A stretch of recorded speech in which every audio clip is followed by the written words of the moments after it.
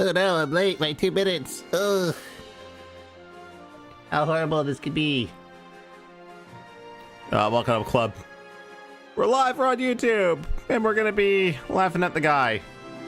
Because I haven't done one in a while. God, when was my last guy stream? Well, let's crunch some numbers here. Turn down the... Is Kid Icarus Uprising?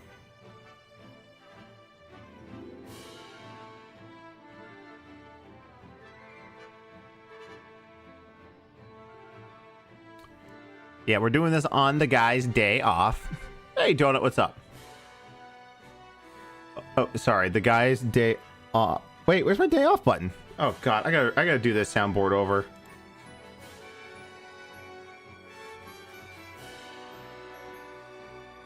Come on, voice mod, where are you at?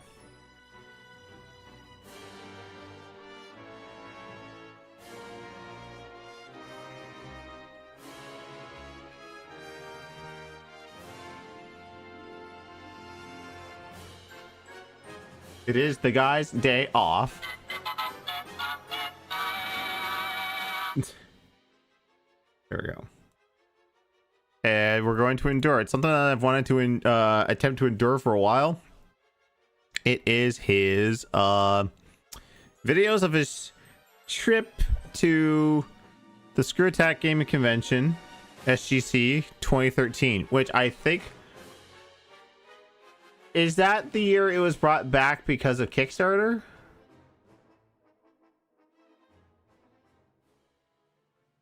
It might have been. Okay, what was my last live stream about the guy? Oh, man, that was right before I went to the hospital. April. Restreaming the guy so you don't have to. I think I did that on a Sunday when there was... or Saturday. Saturday or Sunday morning when there was like nobody restreaming him. Not that I know of, not that I knew of anyway. Yeah, so I got some detour stuff we can do.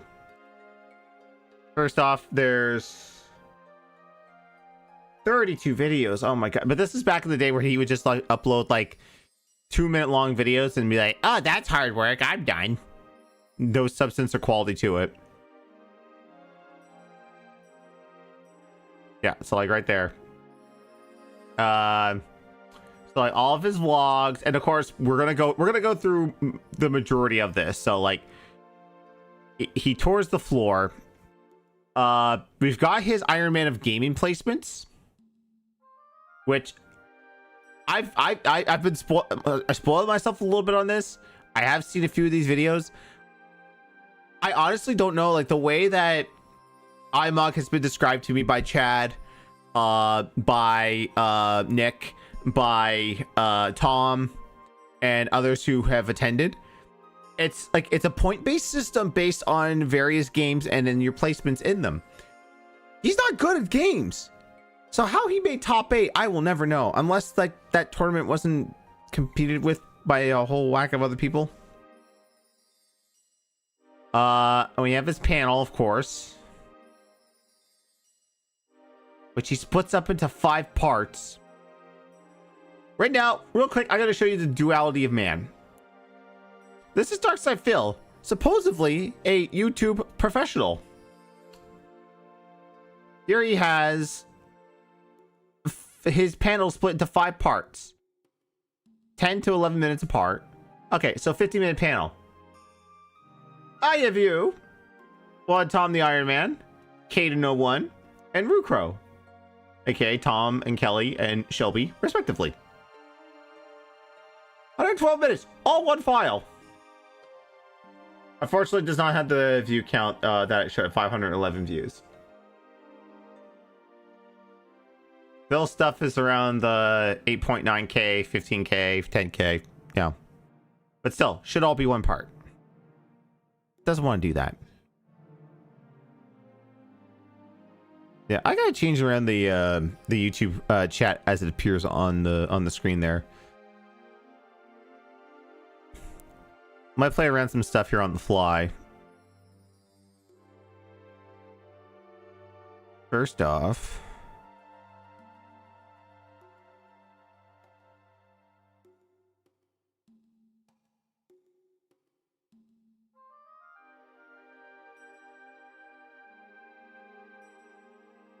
Ooh, I do have something in the background. Perfect.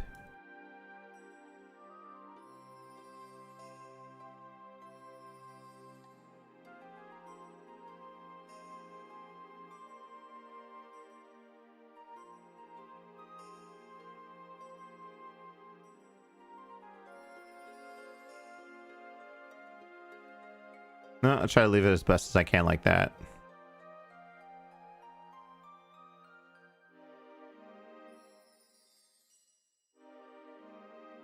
Yeah, I haven't had the extra life bar on there in a while. But man, well, I haven't picked it up enough, guys. If you can support my extra life, I've been behind a couple months, obviously, because I was in the hospital. And then I had to take a break from streaming because I was in the hospital. But we're trying to raise money for the IWK Children's Hospital in Halifax, Nova Scotia, Canada. Currently have $256, I believe, of a $1,000 goal for the year. Now, I'm waiting for other people to join the chat if they haven't already, because I might have some guests on. I asked Word and Sound Hero, as they have been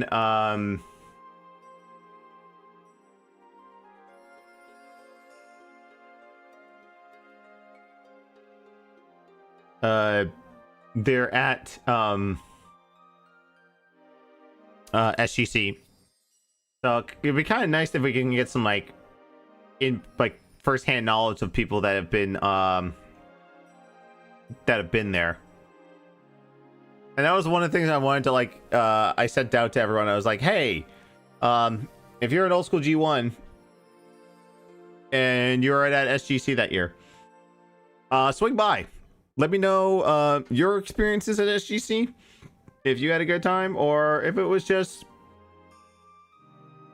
or I mean, if you didn't have fun, I mean, that's, I mean, it's up to you if you want to share that. But also too, did you ever run into the guy?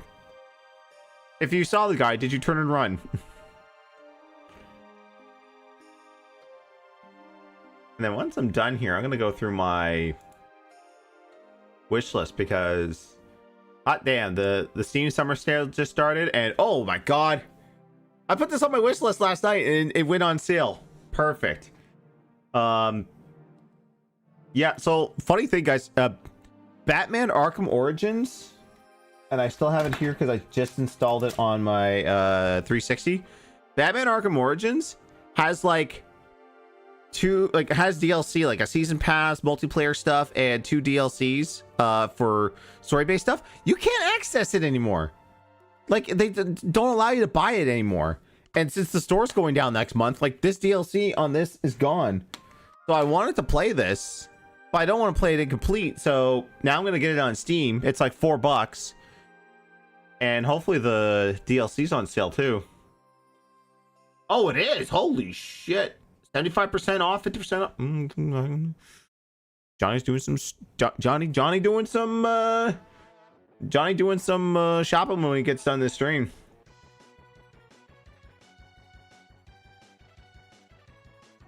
Oh, for sure too. Marvel vs. Capcom Infinite is on sale, and I really want to try out that mod Maximilian's working on, or helping to work on, I should say.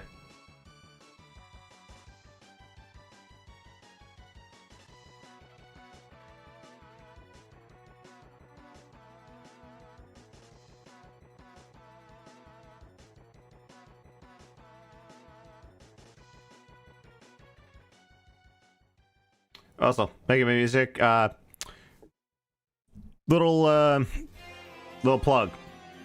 Tarbo's Quest, the guy who made the little pixel art guy that you see on my stream there. Shout out to him. Go contact him for work. He just came out with this new retrospective video on Mega Man X2. I haven't had a chance to watch it yet, but I'm gonna give it a plug anyway. Go give him a shout. Also, shout out Darksydephil for making that for me. I need to contact you, preferably when you get off vacation. I need to contact you for more work. I need you to do something for my wife. Make a cool little thing with that.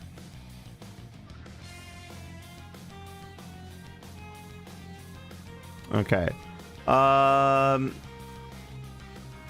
know with them they might be a little early. I might invite them in afterwards. into the call. But we'll just start this up. Again, we have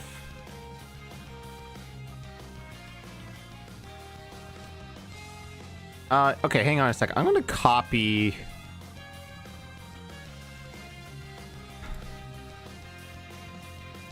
Oh wait, that source should just already be in there. Hang on. Oh, nope. Misclick.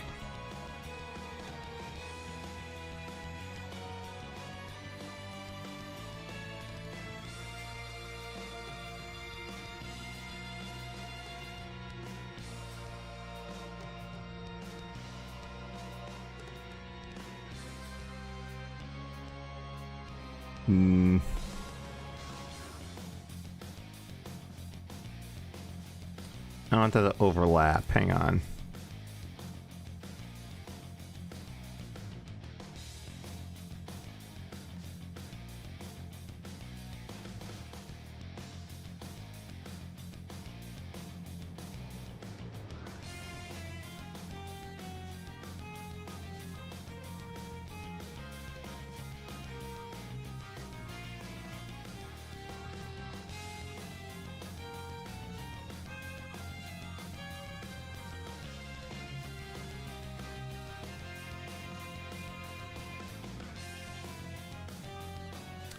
Doing something on the fly here.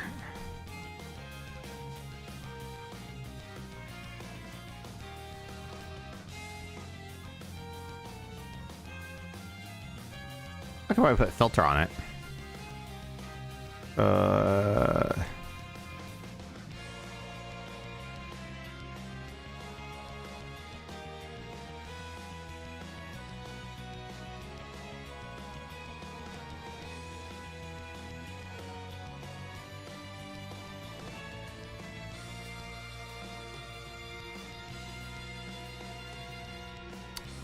No, that won't work.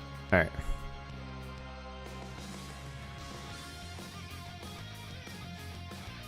I'll just leave it there for now. All right. Must have loved the Castlevania music. It's probably going to get me copyright claimed.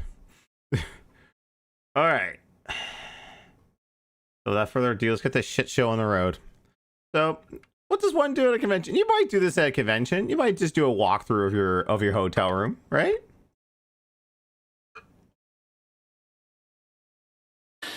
Okay, so we have just God. arrived in Dallas at the Hyatt Regency Hotel, which is the location of ScrewTac Gaming Convention 2013. And in traditional fashion, we would like to give you a walkthrough of our hotel room, which... Okay. This is Pandalise. She's being incredibly ignoring, but something that's been pointed out by many detractors. Oh, hey, Soundhair, what's up? I don't know if you still wanted to jump in on a call, like when we now, right now we're starting up, but we're going through his hotel room tour. I don't know if you would like to talk about the SGC experience once we actually get into that. But like I said, we've got plenty of distractions too. We have Kelly and Tom and Shelby's panel we can swap to. Hey, let me move myself up here. You have a cold, unfortunately can't. Okay. Well, provide your insight in the chat. That's fine. So, like, if we get annoyed by Tom, not annoyed by Tom, I'm sorry. If we get annoyed by Phil, we can always come back to Tom and Kelly and Shelby and watch their streaming on a budget. I'm also curious to know if this, if the advice Tom has here is still pertinent today in the year of our Lord 2024. Also, I'm on the Wayback Machine. I have the SGC website from 2013. So there's only 40 days left to SGC.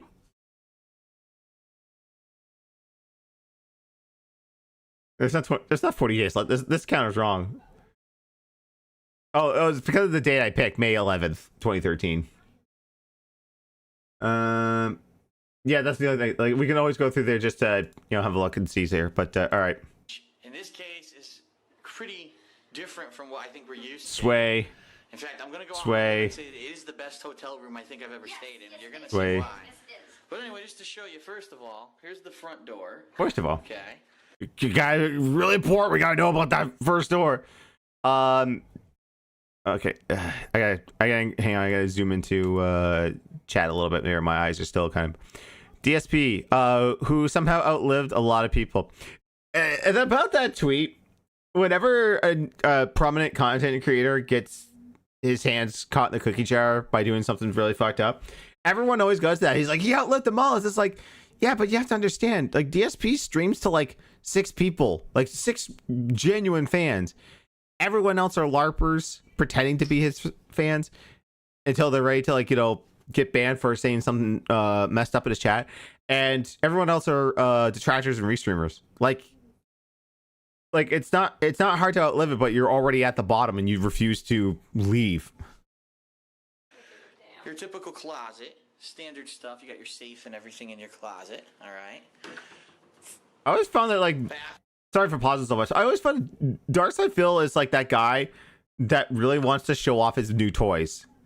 Like, you come over to his house, he's just like, I got this and this and this. It's like, yeah, man, can we just play Third Strike? No. My mommy got me this for my birthday because I got good grades. I remember the bathroom doors were weird. Oh, at the hotel? I almost said hospital. That's the whole point. Nice shower head up there, huge shower head. Alright. Artwork, toilet. Shit. Look at the size of this mirror in the bathroom. Huge. We get a blow dryer with our room. Of course. Most hotels, you know, mats. Jesus Christ. Towels down That there. doesn't forget how annoying Handley was. So it's a huge bathroom. It's awesome. But every time she tries to talk over him or put like input, she's just like, all right, whatever, honey. It's my thing. Shut up. Going to the main bedroom. Here's what you see. All right. On the I already wall, said there, funky main wall art that's bedroom. actually a light. Down here you've got your setup for PC work area. Right here, obviously we got internet. But I'm connected wirelessly right now. But you got internet. You got that's our surge protector. Look at this fucking fire hazard. Look at this fire hazard here. Like, look at how much shit he's got plugged in. We got 3DS. We got an iPhone charger. Possibly another iPhone charger on the side. Just like, you don't need all this stuff. Protector that we brought. Obviously, you got your bureau here. Oh, there are sliding doors, and the toilet was across from it, so it was always felt like people could see through the small gap. Oh, Big, nice. I think that's a That's weird. 32-inch TV. Pretty nice size, and they do have inputs. oh God! Sorry, what was that? One more time. Pretty nice size, and they do have inputs. So you can hook Oh, that was a meaty snort. That was a meaty snort. up whatever you want to this TV. And Let me know how the audio is. Make sure watch it not on everything's there. like so crazy. Over here, you've got a secondary area with another light on the wall, an ottoman to sit on. Obviously, waters, nice $4.50 bottled waters, a ice bottle. Ooh. Based on inflation, how much do you think that Hotel Aquafina is worth now? I say fuck that, just go to a Dollar Tree and get the same bottle for $1 or for $1. Sam's playthrough channel. Wait, the videos still exist today and I haven't been copyrighted by DSP himself. Yeah, I just copyrighted it. Yeah, I just copyrighted myself, dude. It was great. Also, welcome, Sam. Box to put your ice in. Okay. Show them the shade. I will. We'll get to that. Here we got the Shut the fuck up. This is my video, not yours, honey. coffee machine. We've got tea. You got your glasses there. Nice stylishly placed. Over here, check this out. So we got a view of Dallas from the shade here. This is a shade that's blocking the window just to show you. Let me show you something here. Check this out.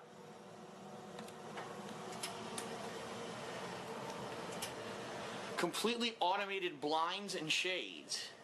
You can actually stop it if you want. Wow! Or have it go again. all the way down to the Technology, dude. Look at this bottom. In front of shit. that, you got a lamp. You got a little mini like table there, a luxurious leather chair, and another luxurious. Leather Luxurious. Look Here at we got the office chair. bed. Look at this dude. So many detractors have pointed out, and I will point this out. You're filming. Your girlfriend's spread out in the bed like this and blowing you kisses? End the vlog. Fuck her. She is begging to be fucked. And then he's like, I'm not sure what that is behind her on the wall.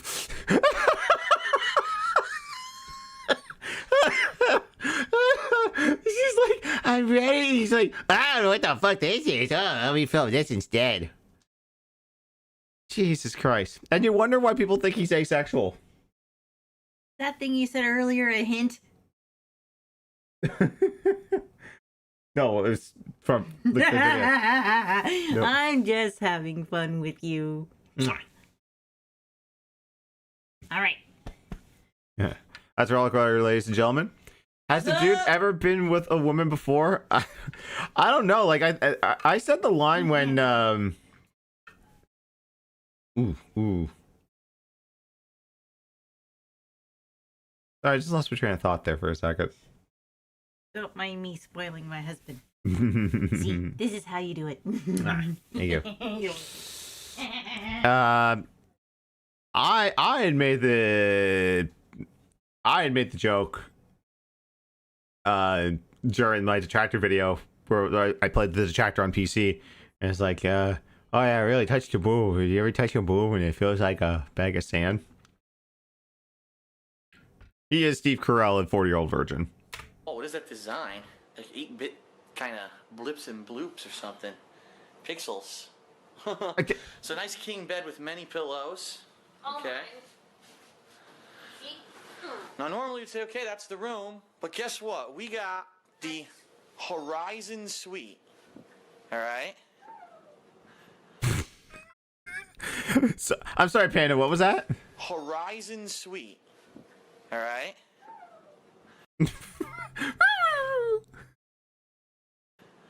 Holy shit.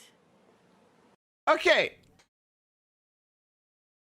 Look at this. Okay, Silent. I need confirmation on this. I don't know if you would know Tom that well or Kelly that well in 2013. So I have no knowledge of this. But if you did, was this the size of the? Because I know, like, especially for MagFest, Tom and Kelly at least like to splurge a little bit and get these size rooms or these types of sizes of rooms. Did they have these in at SGC? Did Tom and Kelly have these size rooms in SGC, or did they bunk up or something like that?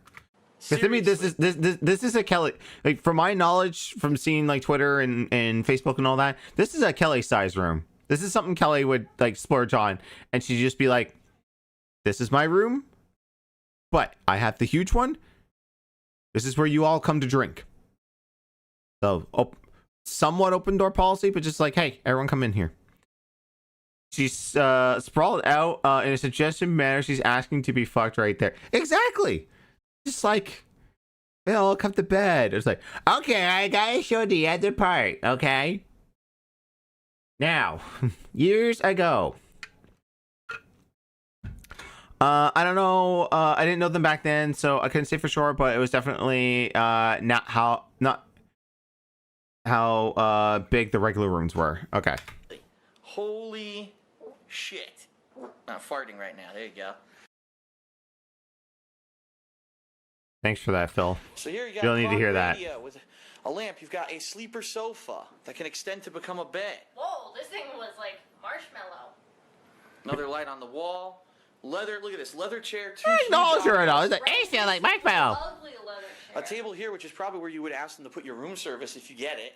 You know, you eat there. Okay. Here, we've got another door. That's right. This suite has 2 entrance doors. We got another closet with extra pillows, with all kinds of stuff, blankets. Oh, I forgot to Second put. TV.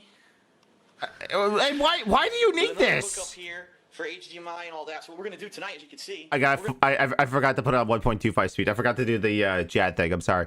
Also, how many videos did he end up doing for SGC 2013? 32. But some of them are like a minute long because they're just his placement matches at Ironman of Gaming, which we are going to go through because it's remember, Phil is a pro gamer who can pick up any controller and play a professional level. But yeah, we're gonna mock his entire thing. Okay, so let me put this. Why do you need 2 TVs? Why? And look, we're gonna watch some movies tonight. Maybe day one of a convention. Day one of a convention. What are you gonna do afterwards? Oh, we're just gonna sit here and watch a movie. Like,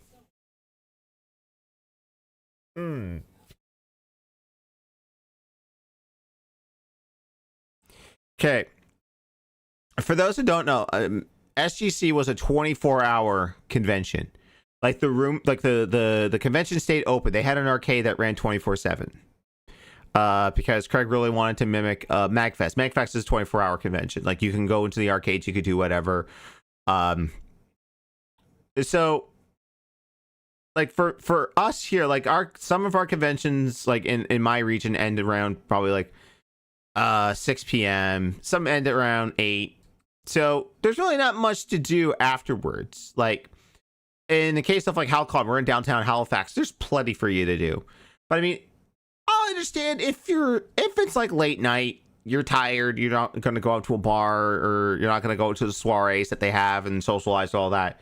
Fine, stay in, watch something. Why would you bring this many movies to a convention? Plus one that you are technically a featured guest at. 32. Well, we're gonna be here for a good 4 hours. Oh no, like I said, Sam, there's like a bunch of these are really short. Groundhog Day, who knows? We're gonna watch some movies tonight. Yeah. Get that Bill Murray in there. Bill Murray for some reason is unironically like DSP's favorite actor. Like, no hate to Bill Murray. I'm sure he's a fine actor. I didn't really particularly care him in a whole lot of movies. I know that's gonna like draw the ire of my wife because she's a huge Ghostbusters fan, but no, that's just my opinion.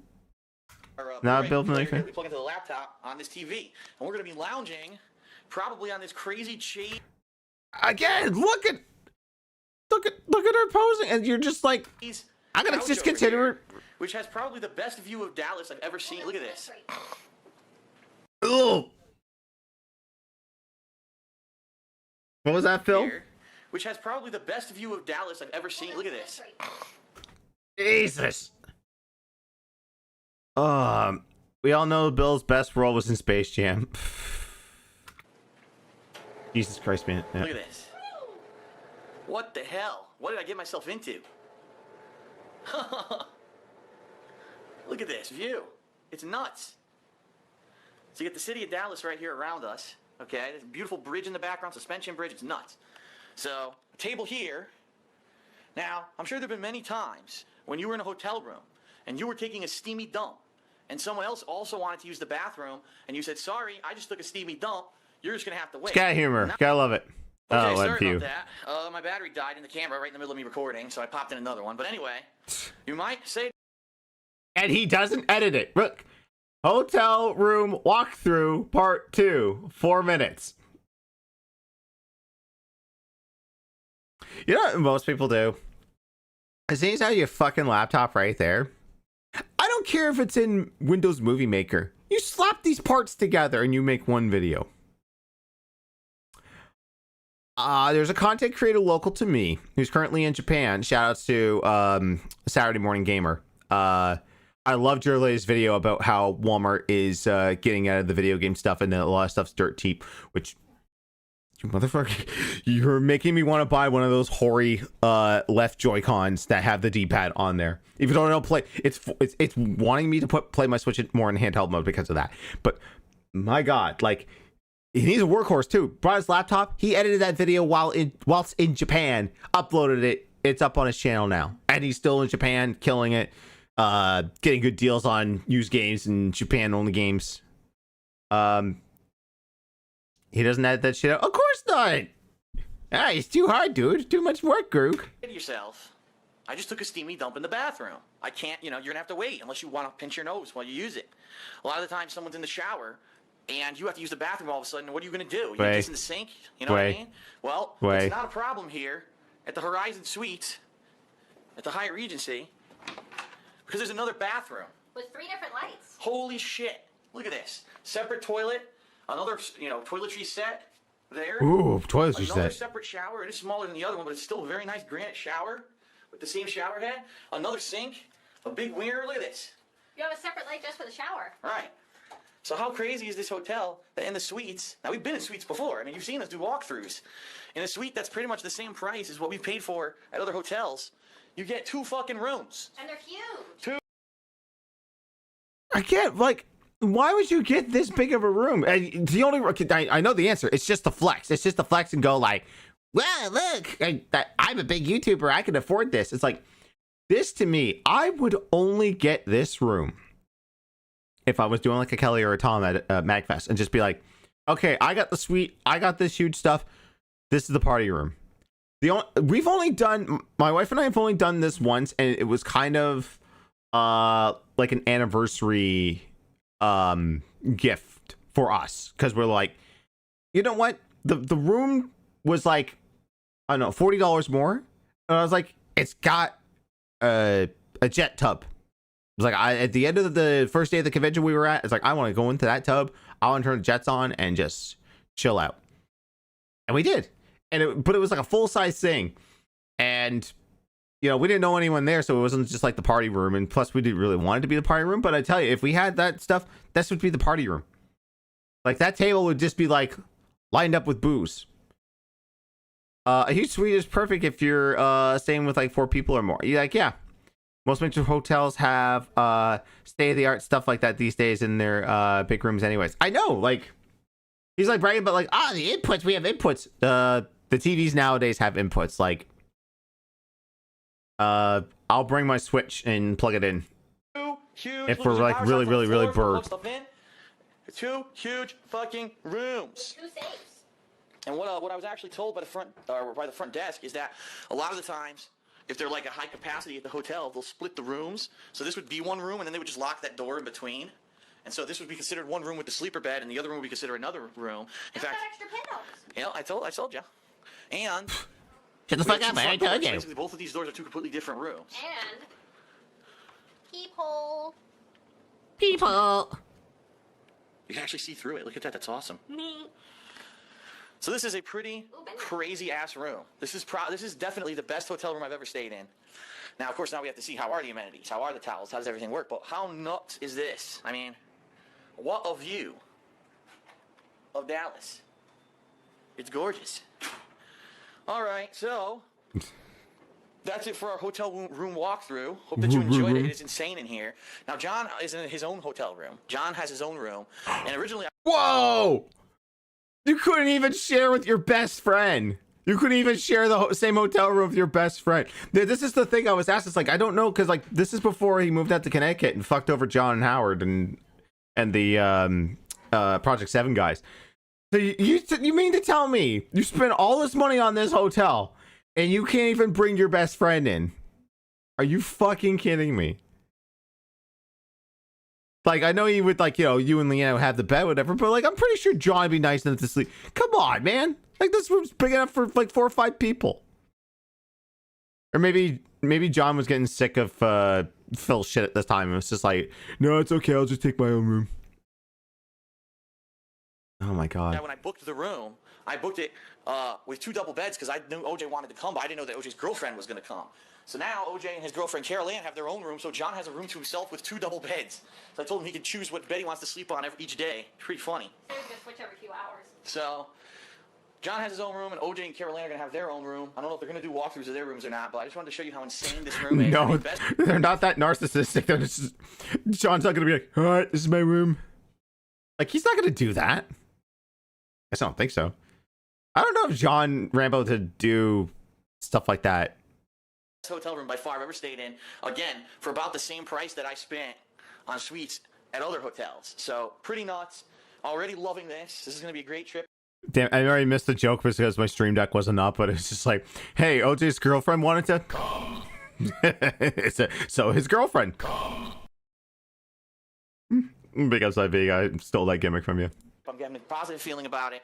We have arrived. Now what we're about to do actually is call John, see what he wants to do. If we want to go to one of the restaurants in the hotel, because there's actually several different restaurants inside the hotel. Stay fucking still. Restaurants and 1 or 2 cafes. Monduel's, located on the 2nd floor. It's open till 1 a.m. And that's supposed to be like a pub, a bar, okay? You've got Centennial.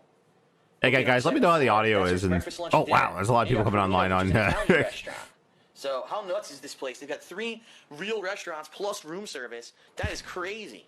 So we're about to figure out what we want to do and go get some food. Everyone logging in tonight, Steam right now. As usual, when we make these trips, tonight is going to be the laid-back night. Tonight we are not going to be doing anything insane. It's just going to be us in the room relaxing. Us in the room relaxing, watching movies, TV, and such. So Each other naked. yes. All right. So that is it. Thanks for watching. We will have much more coverage tomorrow as the convention starts. We'll be on the convention room floor, the vendor room, and everything. So, all right, everyone, have a good night, and we'll Wait, what was that? convention room floor, the vendor room, and everything. So, all right, everyone, have a good night, and Have a good dint? What the fuck is a dint? starts. We'll be on the convention room floor, the vendor room, and everything. So, all right, everyone, have a good night, and we'll see you guys tomorrow for SGC. Woo! All right, so Hey, she's got the branding. SGC. Woo. You go watch TV and all that shit at home, Philly boy. Exactly. And again, like SGC was an all day, all night convention. Like you didn't have to go to bed. Like there's some people that would just stay up all night and just stay in the arcade. Like they would play Third Strike or NBA Jam. Okay, so now this is behind the scenes of vendor area, and I wonder if he's gonna show off his area.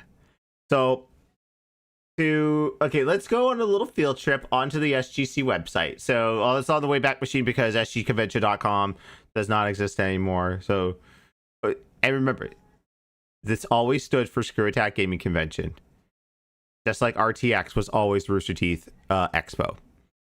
That people abbreviated it and just said the letters, and the letters don't mean anything. Bullshit. The letters always mean something. Yay, Wayback Machine. Yeah. It was meant to be a 24/7 thing. CS playthrough chat. Are you a former G1? Are you an old school Screw Attack fan?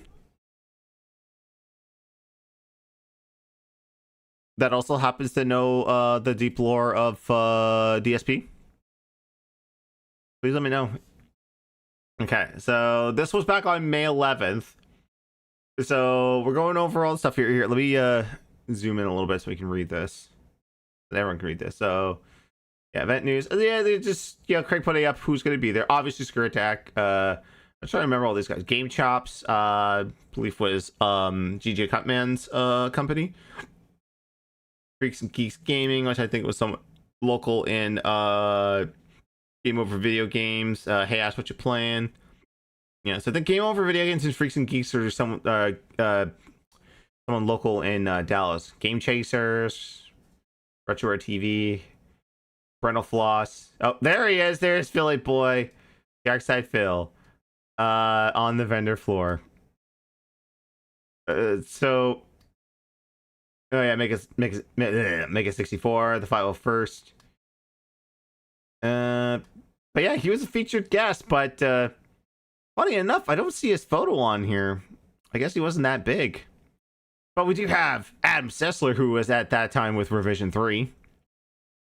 I thought that this was the year that they brought Spoonie in, and this was the kind of like started like drawing a line in the sand between Screw Attack and Channel Awesome stuff. But no, 2013 was later on.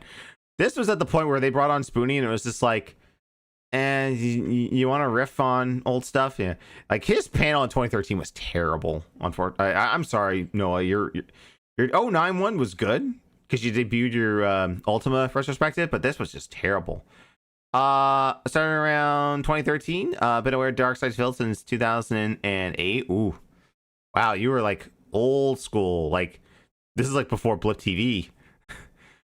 Wait, Adam Sessler was a thing at it? Yeah.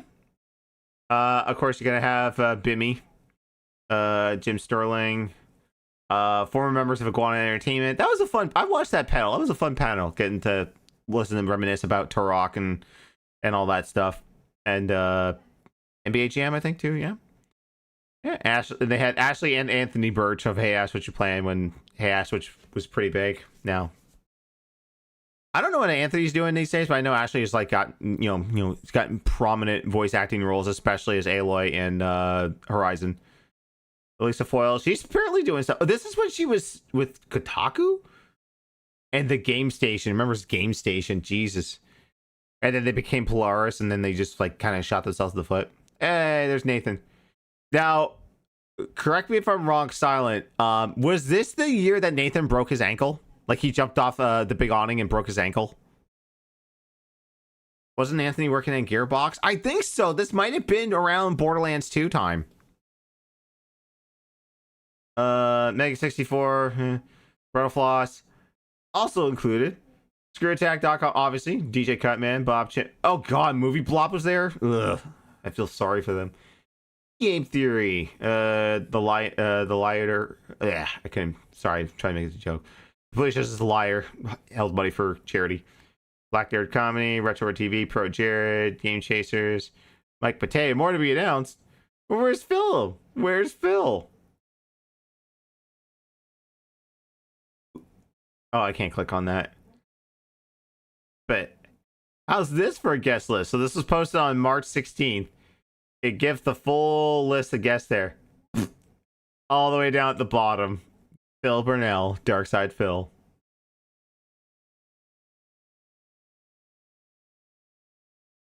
He's under the Retroware guys. He's under Pro Jared. Well, I took pot shots at when he yeah, that's one thing like I would like to like I think ALT has done it already on WPIG, is like a deep dive into like Phil's like weird obsession with marriage, the sanctity of marriage, because he had strong words to say about Dr. Disrespect, not about what happened. Like, I mean, he talked about that, but he attributed everything to just the fact that he cheated on his wife. I'm like, can we talk about the real issue? Is that he was sexting a minor, and he admitted that? Oh no, he cheated on his wife. He's been a shitbag the entire time. Same thing he did that with Pro Jared. As soon as like all the stuff with him and Heidi came out, that's all he focused on, was just like, this guy had a polyamorous relationship. Man, you're like, he has like such like black and white beliefs about marriage and what it should be. Like everything came from a 1950s sitcom or some shit. When you're sexting a minor, you've done some dark shit, yo. Yeah. Hey, Woody, what's up? He did Game Overthinker versus Game Underthinker. Oh, I'm the Underthinker guy. 2012 was when Borderlands 2 dropped, so it would be in the Borderlands 2 life cycle. Oh, nice. Woody, speaking of Borderlands 2, that just popped in my head. You and I, Melanie, and Word, if we can get them together, we have to go through Tiny Tina's D&D one-off in Borderlands 2, because I'm not paying Gearbox separate money just for that campaign. All right, anyways, back to this. A 2 minutes video. Day 2, behind the scenes of the vendor area, which technically this wouldn't be day 2 because this would be day 0. This is an exclusive behind the scenes look at the vendor room at SGC 2013 before. And you wanna know why he's talking so fast? I have it at 1.25 speed because I can't stand Phil. The crowds are allowed in. We're actually set up at the very end.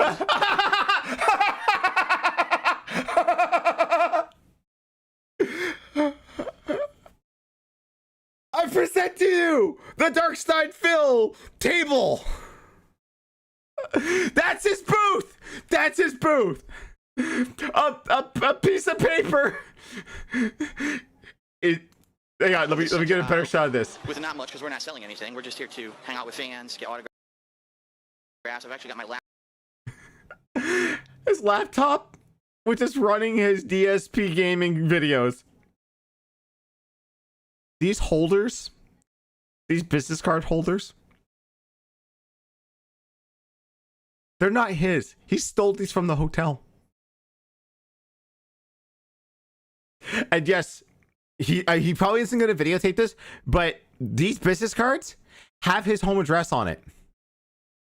So all the times they said like, oh, the detractors trolled me, or they doxed me, dude. They found my address. It's like, you gave out your address willingly, you idiot.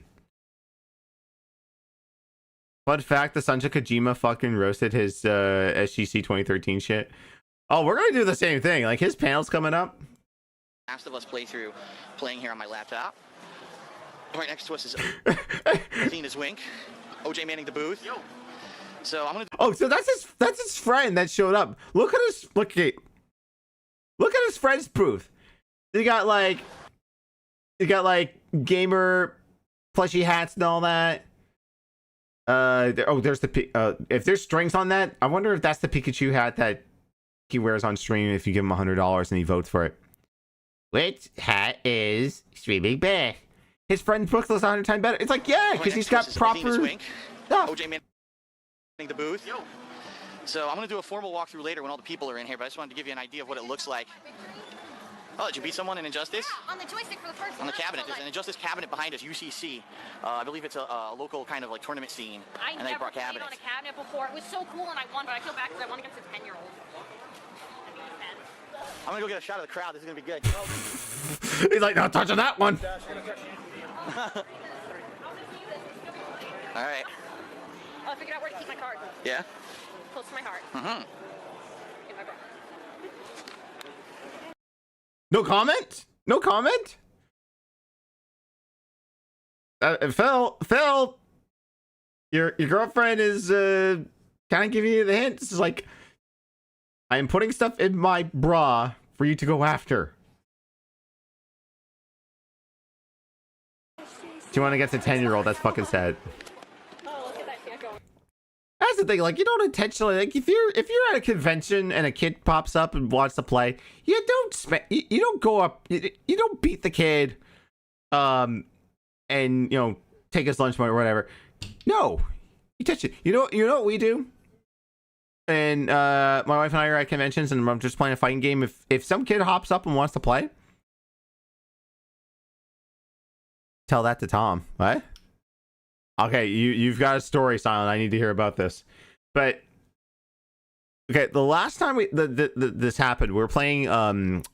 One group brought in Pandora's boxes, so they had games, like every game there, and they loaded up FVC. So Melanie and I are just playing around, just sticking around in the game, and this kid comes up. He's just like, "Is this like there's Marvel and Cap and Ryu's in there?" I was like, yeah, this is called Marvel vs. Capcom. He's like, "Can I play?" And I'm like, "Sure." So his mom sits him down, she's sitting beside us, and I was just like, "Okay, here's what you got to do, okay?" And I'm like holding back. I'm just like, "All right, you hit these, like these are your punches, these are your kicks.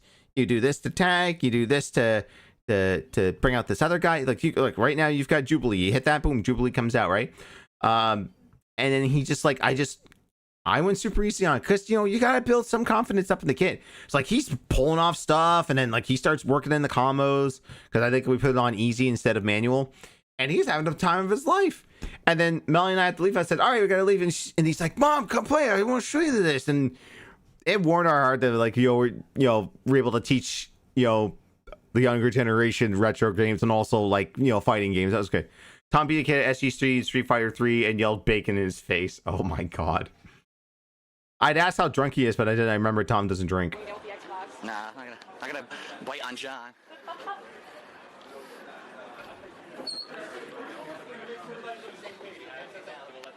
This is a lot of people waiting to get into the room. Angel, director of Awesome. Doing right now, but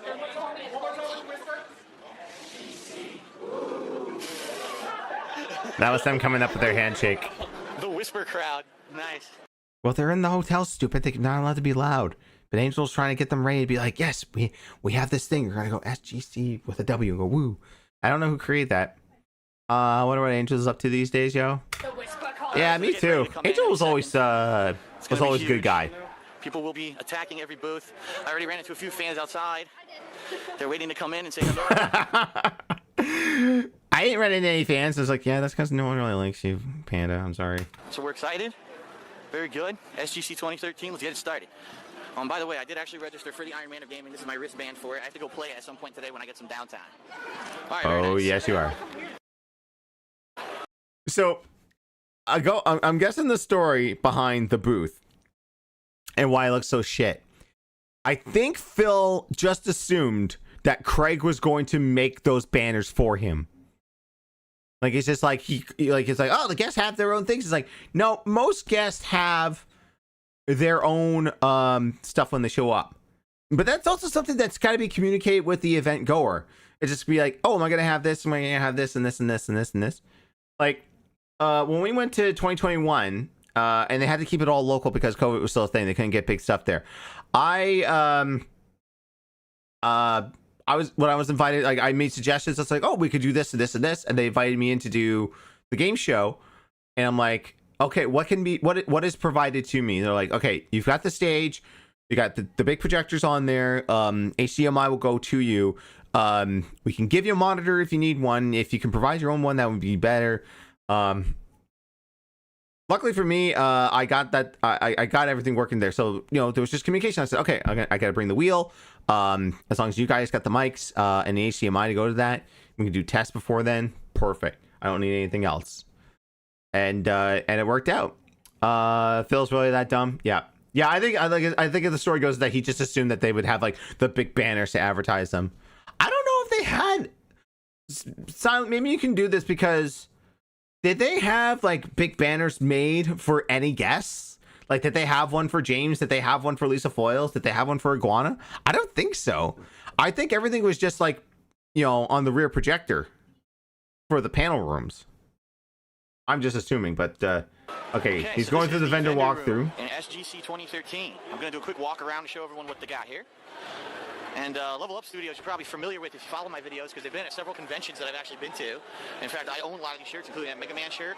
Looks like they actually made a Proto Man version, which I might have to pick up today. Wow. He would go on to wear that shirt for 10 years until LTG said that he needs to work on his sexy and get crispy. And it hurt his feelings so bad that he went out and bought like 20,000 Hawaiian shirts. He looks so stupid in. Oh, and then also in the wintertime, he has that cardigan women's vest. Or that cardigan sweater. I don't remember. Indeed, he is that stupid. Yeah. I don't remember banners. They just had sign for each panel room and who's hosting. Okay.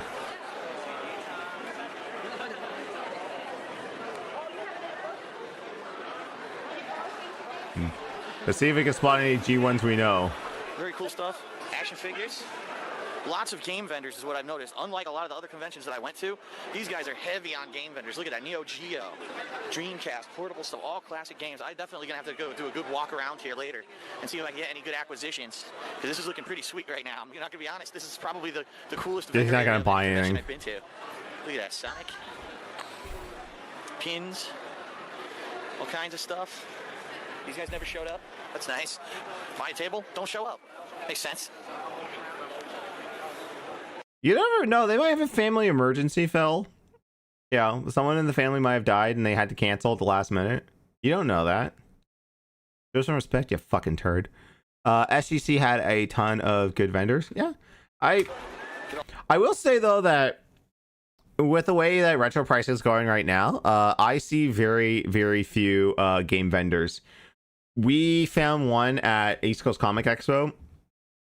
And there was no way in hell that me and Gabe could afford any of the stuff there. But it was just fun just to rummage through and find just uncommon stuff we never see at our local thrift stores or pawn shops. Just for like the hell of it, looking around. Like, I found like a gold cart Ocarina of Time. I was so tempted of getting it too, but I was just like, like I barely plug my N64 in anymore. All this stuff. Anime related. Yeah. Anime apparel and merchandise. Posters, Gundams. That reminds me, I gotta put together my Wing Gundam some night. When I do that, there was a bunch of streams I would do where I would just build a Gundam, and then we would watch. We were actually going through all the old Screw Attack top 10s. I think we're almost done them because we had like most of the modern ones left. So there would be the ones that Bolin was in, like after Craig left. Well, not Craig left, but like, you know, Bolin would still do them, and Craig was, you know, Nervous Nick was kind of the host of that. I wonder if they still have the ones from the No. Replica guns. Of course, Screw Attack, the main attraction here. Being this is Screw Attack Gaming We recognize anyone there? Convention. I can't recognize anyone there. Kinds of different The hell? stuff. Or retro games here. Some people are actually torturing themselves and playing ET on the Atari. So, let people do what they want to do. What's going on, man? Hey, Phil. Good to meet you. Sorry you caught me in the middle of making a video. Massive botanist right here. Oh, awesome. What's going on, man? Good finding out. I know who you are. Awesome, dude. Nice. What are you talking about? He is walking around filming as well. So Someone actually went to his booth. I'm sorry, I don't mean to make fun. But knowing the types of genuine fans that DSP attracts and keeps around. you'll catch him definitely, but he already got some really good stuff. Yeah, you might get that in one of his videos. Who knows? All right, I guess I'll stop the video and I'll continue the walkthrough in another part. All right, so part 2 of my walk around to the vendor area. This is our table, very big. Sorry, adults.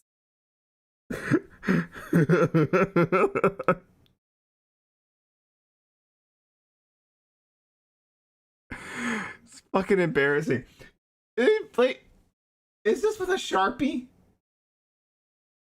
Like, this is the saddest fucking thing. You're supposed to be a YouTube professional. You're an honored guest. Craig was willing to put you up on the fucking website as a featured guest, Phil. Look.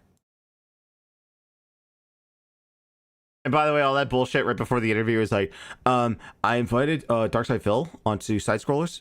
I don't really know the guy. You've met him several times. You sit there with your shit-eating grin and say you don't know him. Oh my god. Anyways. Oh. Not at that point yet there. I do have Tom's panel on standby in case. It's probably going to happen during Phil's panel. There's going to be a point where I'm just like getting so... I'm going to get so... what's that dude in the red shirt? Who's that dude in the red shirt? In ET tape? Wait, Silent, was that you?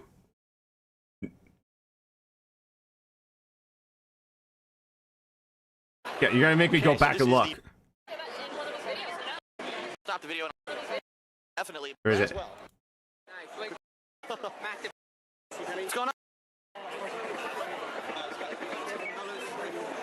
ET on the Atari. More retro games here. Some people are actually torturing themselves. Holy shit, it is you! Oh my god, you almost had direct contact with Darksydephil. Oh no. Oh no. Oh no. Who's that with you? In the Nest shirt. What's going on? You poor soul. Don't know. When he's like, I know him! Oh my god. Hey, you're famous. You're in a Darksydephil video, Silent. Go in the comments and tag us. It's like, I was this close to Darksydephil. Thank God I didn't get any closer. Ah, wrong button. I gotta work on my soundboard. All right, let's go to part 2. All right, so part 2 of my walk around to the vendor area. This is our table, very big. Okay, I gotta let this run a little bit. I gotta turn on my fan. It's I'm getting not really kind of warm advertising here. anything but my YouTube channel, so we're actually showing off my Last of Us playthrough. On my laptop, we've got our business cards right here. This is our panels at 5 o'clock. This is Athena's Wink. You might recognize the gentleman manning it. Got some really awesome stuff. They're actually showing the Schnozman and Stay Ballsy t-shirts up there. Very nice. Got some really neat custom flasks and stuff. So if you're not here yet, Get get your E-Flask. butt here and buy stuff. So And yeah, then let's get says, going. you can't get E-Flask. More classic games. DJ Cutman. His custom Apple computer there.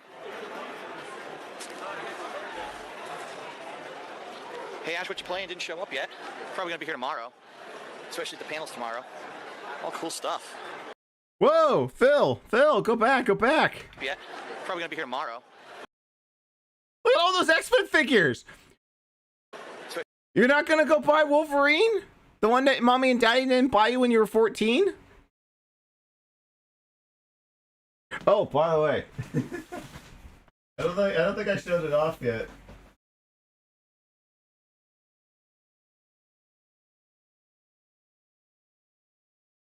Yeah.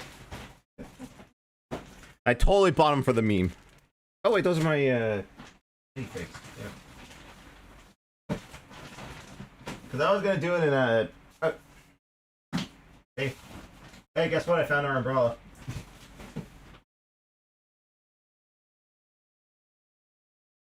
God damn it! Where is it? You make me look like a fool. I got that at the Comic Expo. I told me to buy the figure. Why don't I listen to me? I don't know which series it is, but the reason I got this one though is because I'm kind of building a not so much a diorama, but a little spot on one of the shelves. I wanted to do Marvel vs. Capcom stuff, so I got a Wolverine to go with. I have a Chun-Li and a Ken figure. Which, funny enough, I had the post in Evo Moment 37. I didn't have the heart to tweet it out and bug Justin about it. Well, not bug Justin, but tag Justin and be like, let's go, Justin! Diorama. Diarrhea. I think the guy in the Nest shirt was one of the people running the table. Oh, okay. Yeah, look at all those X-Men figures you could have bought. You got YouTube money. I'll make up for your broken childhood. Mommy and Daddy went and buy you that Wolverine toy.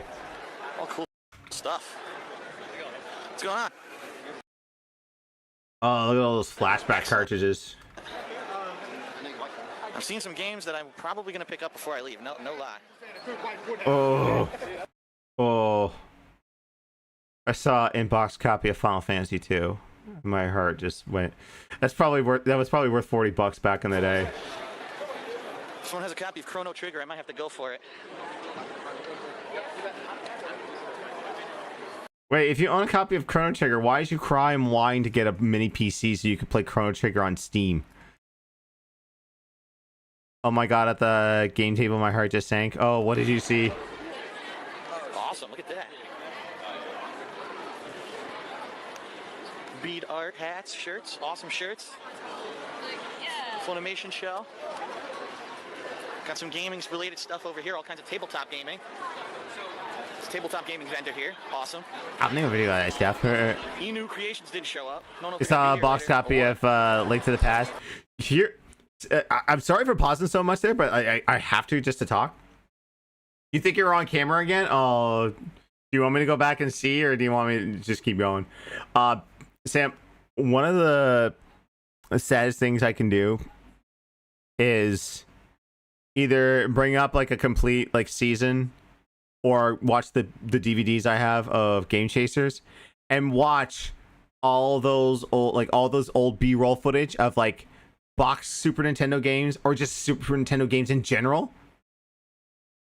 And I weep because of like that's like 4 times what it's worth now. And I are sad.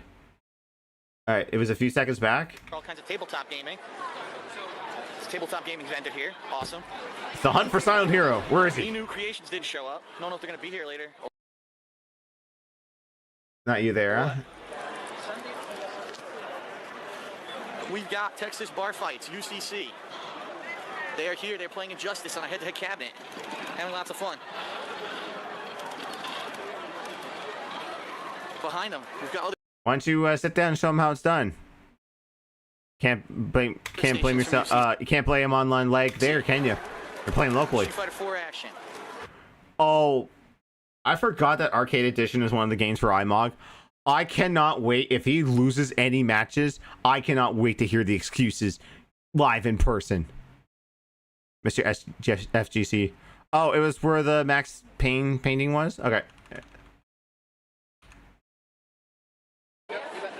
Let's just check real quick. Awesome, look at that. Yeah, there he is. Wait half a second. Plus this on a head-to-head cap. Anime games behind them that I have no idea what they are. Marvel 3 there, piece of garbage game. It's a piece of fucking shit, I hate it. Gee, I wonder why you hate it, because you're not good at it? Alright, here we got more classic gaming. This guy's very smart. He put plastic over the games, which is probably the best move he could do. No one can steal.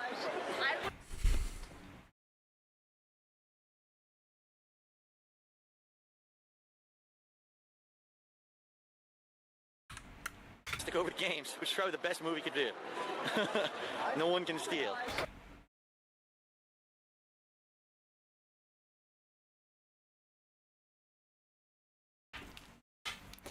Haha! I'm gonna steal this copy of Batman Arkham Origins. Oh, wait. What's going on? Oh no, curses! Plastic!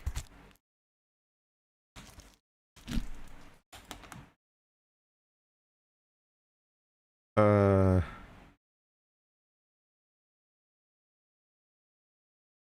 get it! I don't think that's the right one there, but this would be good for Philip.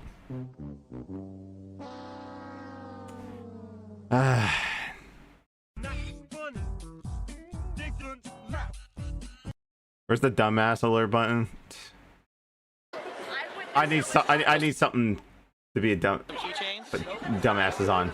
giant plushies, anime-related stuff. Pins, sunglasses. Wow, this place has a lot of different stuff. Awesome. And then the back end over here. Otaku Cafe, custom figurines, giant statues. Look at these. Oh, he's salivating right now. He's salivating. He's just like, oh my god, $500 statues. How many of these can I ship back to Connecticut to stick in my, one-bedroom condo? I got no room for it. Listen, nothing wrong with having these statues or figurines, but just be responsible with it. Don't take out a bank loan just to have a statue. All right. I would be a real hypocrite if I said everyone who bought a statue is stupid, because I have statues. Like, I've got the Gears 3 Marcus Phoenix one. I've got the Halo Reach one. Key thing with those is that I did not pay an exorbitant amount. I didn't even buy those special editions when they came out. I waited until GameStop didn't want them anymore, and I bought them for $10. Awesome stuff. Look at One Piece. One Piece, excellent. Nami's giant titties. There you go. I have to get an extreme close-up of that one. All right, this is before Kat showed up, and he's like, boobies. Oh, well, I'm married, stupid. I'm looking at my Spider-Man 2 statue. We got replica swords. And over here we got custom t-shirts, some really neat stuff from what I can see.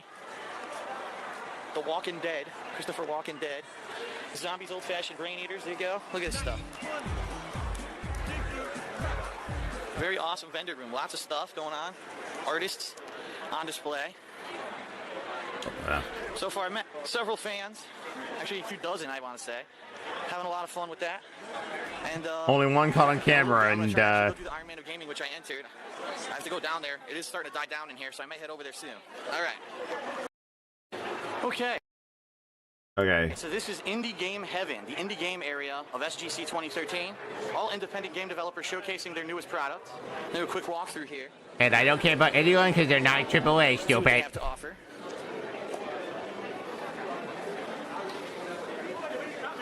An independent fighting game called Kansui Fighter, Wrecking Balls Arena, Mecha Knight Chronicles, Penny Arcade on the Rain-Slit Precipice of Darkness 4. I've actually played the first one, never played the second or third. Never played any of them, unfortunately. An interesting shmup. Some kind of a first-person shooter here called Mist of Stagnation. Okay. A little retro platformer. Wait. Hang on. Was that Balkid? Oh no, it's too widescreen to be Balkid.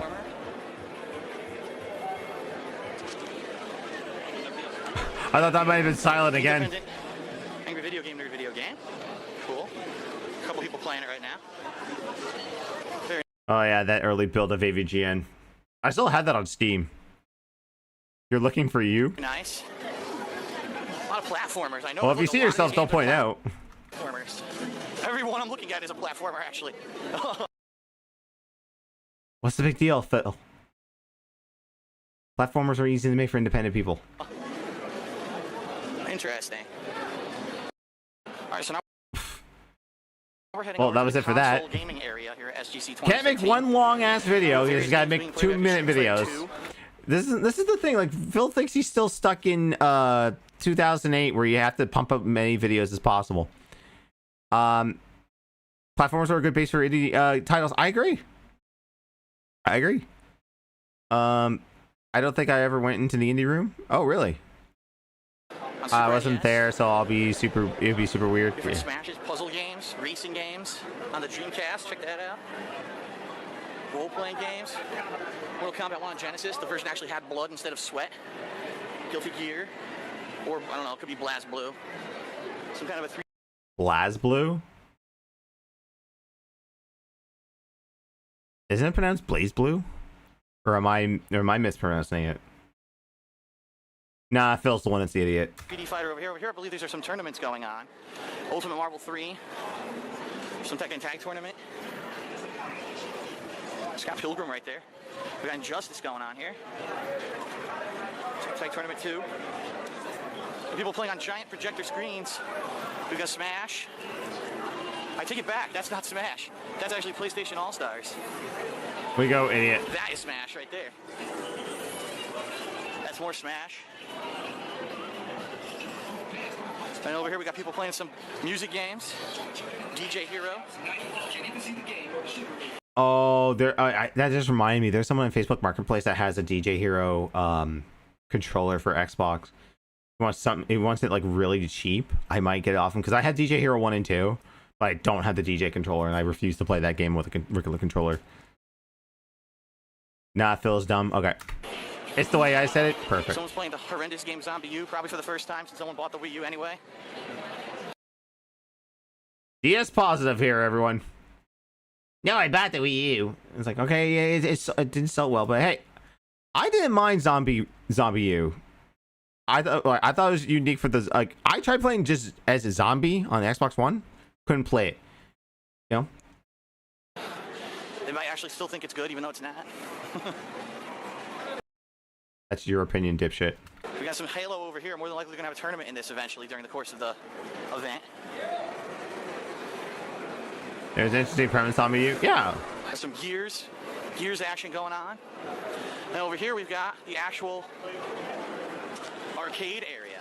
Focus, Phil. Focus. We've got Street Fighter 3 Third Strike in this cabinet. There you go. Steel Gunner 2. Look at this. Dig Dug. Bubble Bobble. Or Bust a Move, whatever it's called. Puzzle Bobble. Soul Calibur 2. The classic. The Simpsons. Johnny Nero Action Hero. Okay. Aliens vs. Predator. An exceptional beat 'em up. From the early 90s. Super Mario World, so basically this is the Nintendo Super System, has all those games inside of it. Strikers 1945, amazingly good shmup from back in the day. Got a wide variety. Most of these were Craig's one. Yeah, Focus Boy. I have Zombie U. I liked it. I didn't get a chance to play much of Zombie U. Like, I think we played it over at Melanie's family house there one time on for the holidays. That was fine when we played of it. The Stuff, man. oh right, Very the good. one button fighter. Forgot about that. Okay, there we go. There's some of the meat and potatoes that I was hoping for. So Phil entered himself into the Ironman of Gaming. For anyone here that is watching or lurking that is not old school G1, I'll do a brief summary of Ironman Gaming. So Craig and Tom, Handsome Tom, because I'm not giving Craig complete credit. They didn't really care for like how most tournaments were run. It's just, you know, you're just good at one game. This devised a system where it's like, okay, you're gonna play a variety of games across a variety of consoles, points added up, and then He wanted to make it like the Wizard, so that, well, I mean, the first year couldn't because he wasn't that big into the gaming industry, but at the end, it would be like, okay, you're all here, top 8. Now y'all are going to play a game that you've never played before. And for a few of these games, you got, like, especially Sonic 4, you managed to get the demo for that, and that was like that was a holy shit moment at one of the earlier SGCs. This one, I think, topped it. We'll get into it soon, but yeah, so this is Tom's placement. Apparently he has 2 chances at Sonic 4.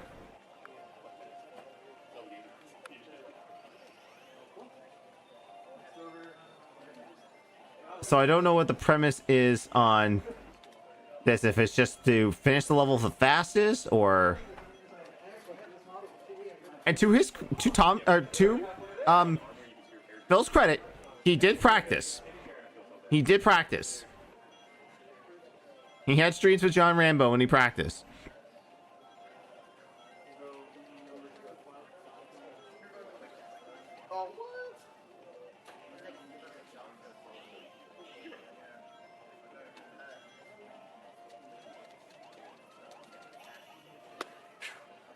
Didn't blow it. Didn't blow it.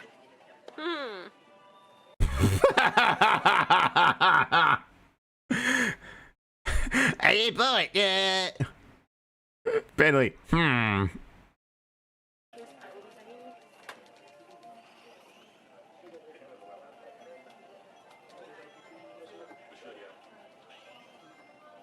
See what happens when you practice, Phil? You could be good at games.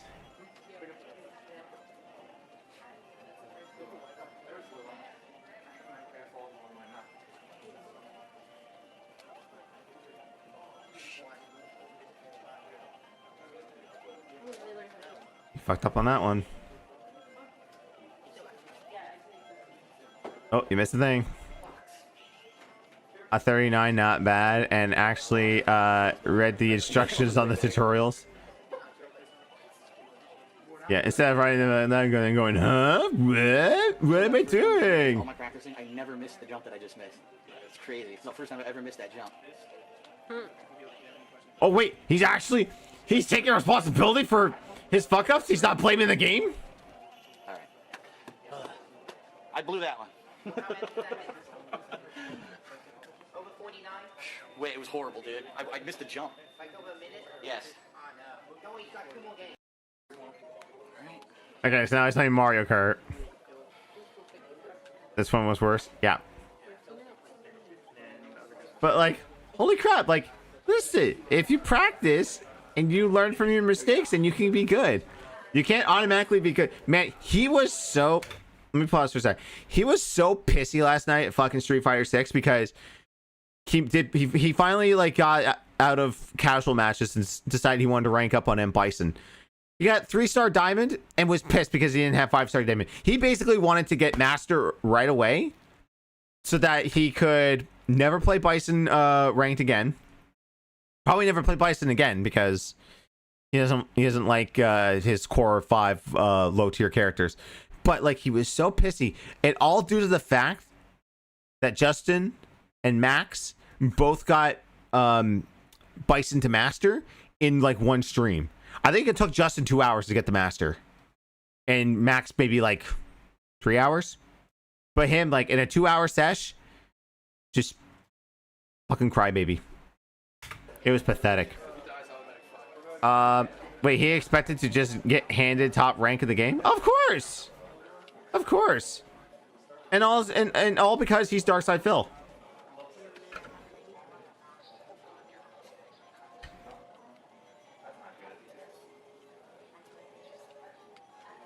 Wonder if Craig's gonna come in and hit the reset button because he's doing so good.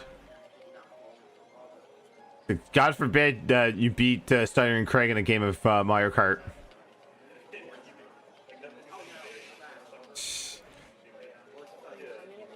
Classic DSP driving.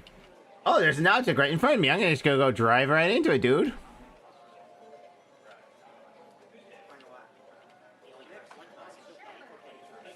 It's crazy we haven't gotten to the panel yet. The panel is probably where I'm gonna tune out the most because he's just probably gonna be like, I don't even know what he talks about in this panel. Like, is he still thinking he's gonna finish Project 7? Because I know John Rambo's there.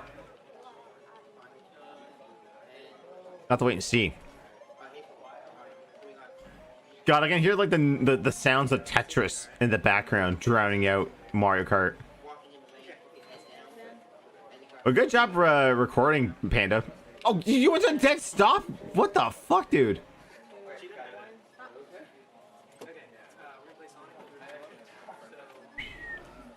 All right, 5 laps.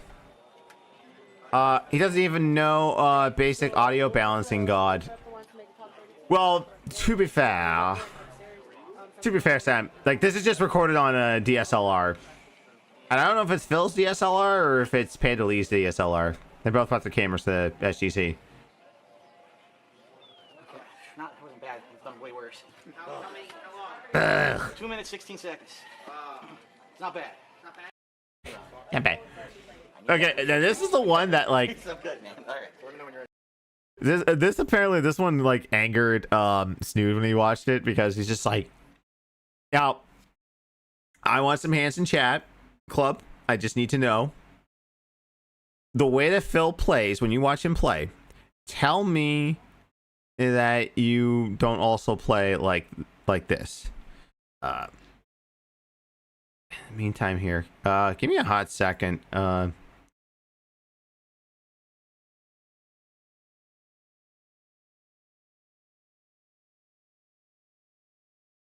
I'm just gonna close down Steam right now. Just the pop-ups are kind of driving me nuts. Here we go. Although I should have done like a better job of screen reaching, but All right. Ready? Go. okay. Can you move, please?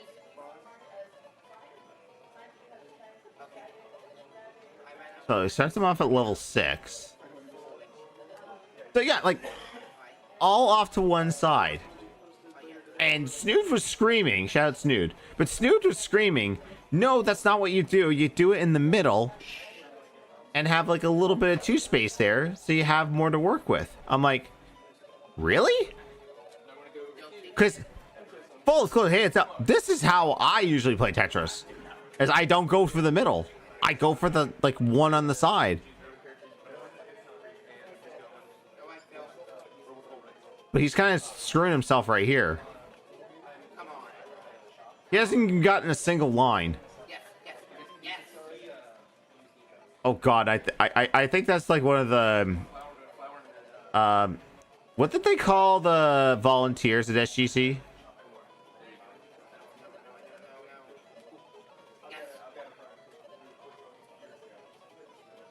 And blocked himself from doing anything major. Yeah.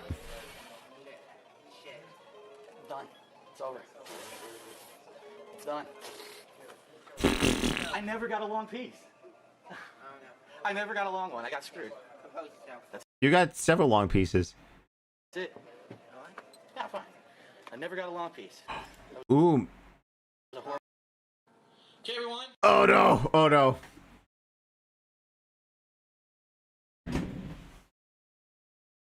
I keep running over our cable here. All right, panel time. I hated everything about that since the first move he made. Strap in, folks. Yeah. Remember, we have a better panel to flip to, which I swear to God, it's hard to tell because this is the same room, right? I mean, the white balancing is off because Phil doesn't have any. And I can't remember the quality of Tom's camera, but this is the same panel room, right? And it features Kelly, the better panel. Yeah. Again, I am kind of curious to rewatch this because I'm kind of curious if, like, the tips and tricks that Kelly and Tom and Shelby give are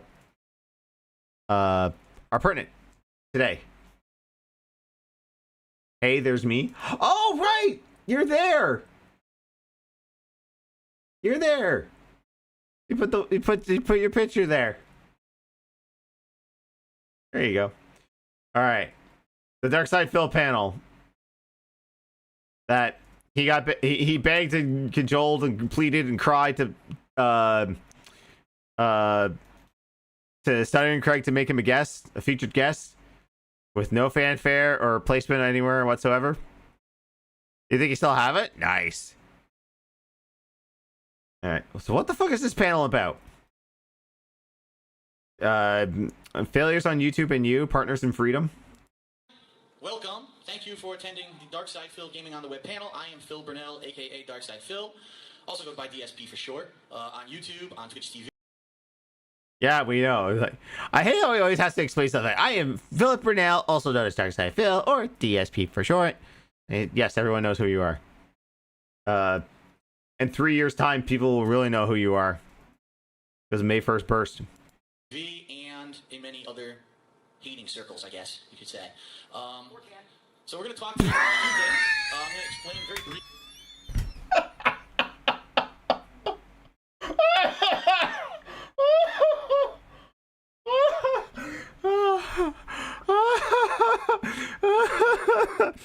Big ups to whoever said 4chan. Thank you. Thank you. Oh, that was hilarious. Having a good laugh, honey. He's like, Phil just was like explaining himself where he's like he's DSP or all over. I'm on Twitch and YouTube and this and that, and one guy yells out 4chan.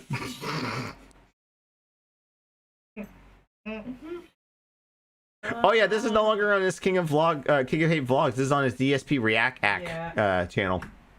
Right. Which, twofold. Thank God that his stream from 2 weeks ago didn't permanently delete this channel. Otherwise, I wouldn't be able to do the stream. Briefly, how basically I became a full-time gamer, because this is actually my occupation, which a lot of people are surprised that you can actually make it work. I'm very...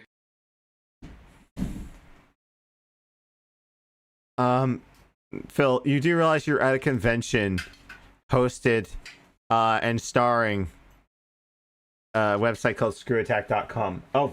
You forgot you had these, eh? Yeah. I don't know what to do with those. I was going to give them to the nephews, but like, You're not in. Isaac will probably poke his eyes out. And it'd be too Emick dangerous. will... I don't think he Destroy them. cares, because he's more into sports now, but... Yeah, well, he's a sports boy. Yep. What happened 2 weeks ago? Oh, on his DSP React channel, and you can still find this on various YouTube channels, but someone tricked him into showing corn,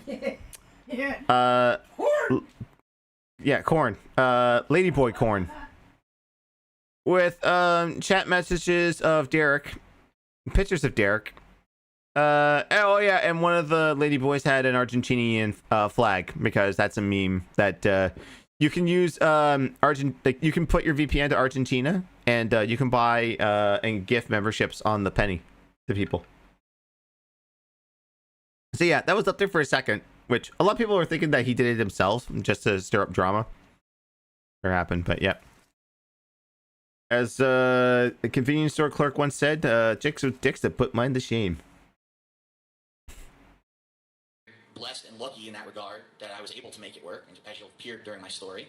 I have with me today my Oh, no. girlfriend, Leanna, who goes by Panda Lee, who also is a... We're gonna get a history lesson? We've got I kind of hope that in part 5 he turns the camera around. I'm kind of wondering how big that panel room was. John O.J. Harrington.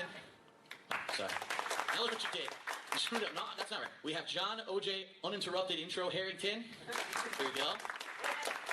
We've got, of course, the infamous John Rambo. Yes.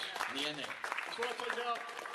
I spilled some water on my crotch, so when I stand up later, don't, people watching the video at home and all of you, it's not urine or anything like that. I might have to later tonight, but not right now. All right. Thank you for the clarification. Okay. I do the jokes right here, John. Shut the fuck up.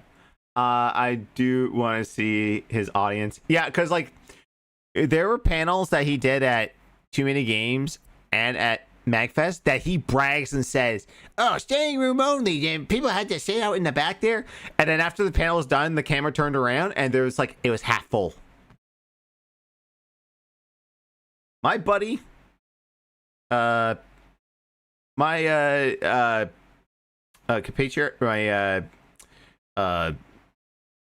person that does like some of the pixel art here, Tarvor, did his first panel at HalCon last year. That was standing room only because he was doing his video game trivia show live, and a lot of people want to watch it, and I'm super proud of him. Like this motherfucker, like. So, And he has like he only has 2,000 subs on YouTube. This motherfucker probably had like 160,000 at the time. my story is a unique one. Unlike Years ago, you worked at a helicopter company.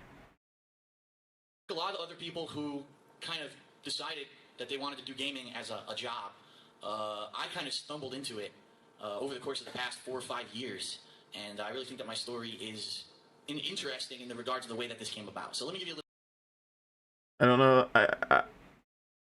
I'm about to go field trip soon. I can't hear the life story of Phil Purnell again. A little bit of background about myself. I'm 31 years old.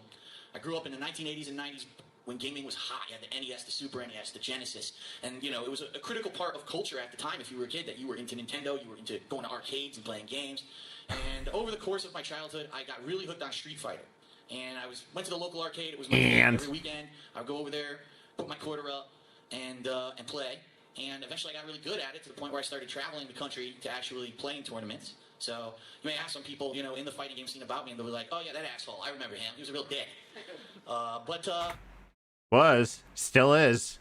After a while, I kind of gave up on that. Oh, stop. Oh, God, I can hear the lip smacking already. It drives me nuts when he does it on his stream, and it drives me nuts here.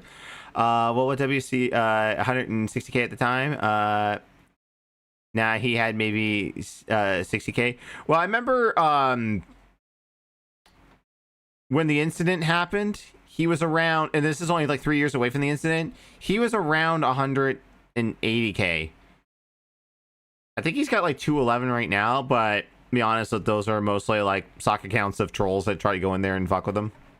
A few reasons. Which you reap what you sow.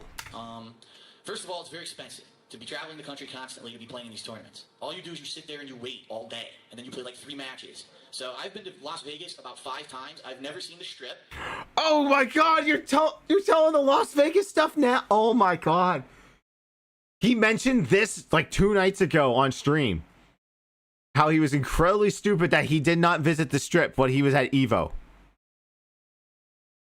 He kept switching channels and making new channels that were dead on arrival. Oh yeah, like this channel here, this DSP Reacts, this is his old vlogging channel, his King of Hate vlogs. He just repurposed it. Instead of trying to make a new channel and build from the ground up, he just uses his old channel that already have subscribers on it, just so you can instantly monetize it. His throwback channel, where he every Sunday just sits there and watches an old playthrough and goes, meh. That's his KO Gaming channel. I've never been outside of the hotel that the actual tournament was being held in. That's your fucking fault, dude. That's your fucking fault. If you can't just look and go like, oh man, I got taken out of Evo.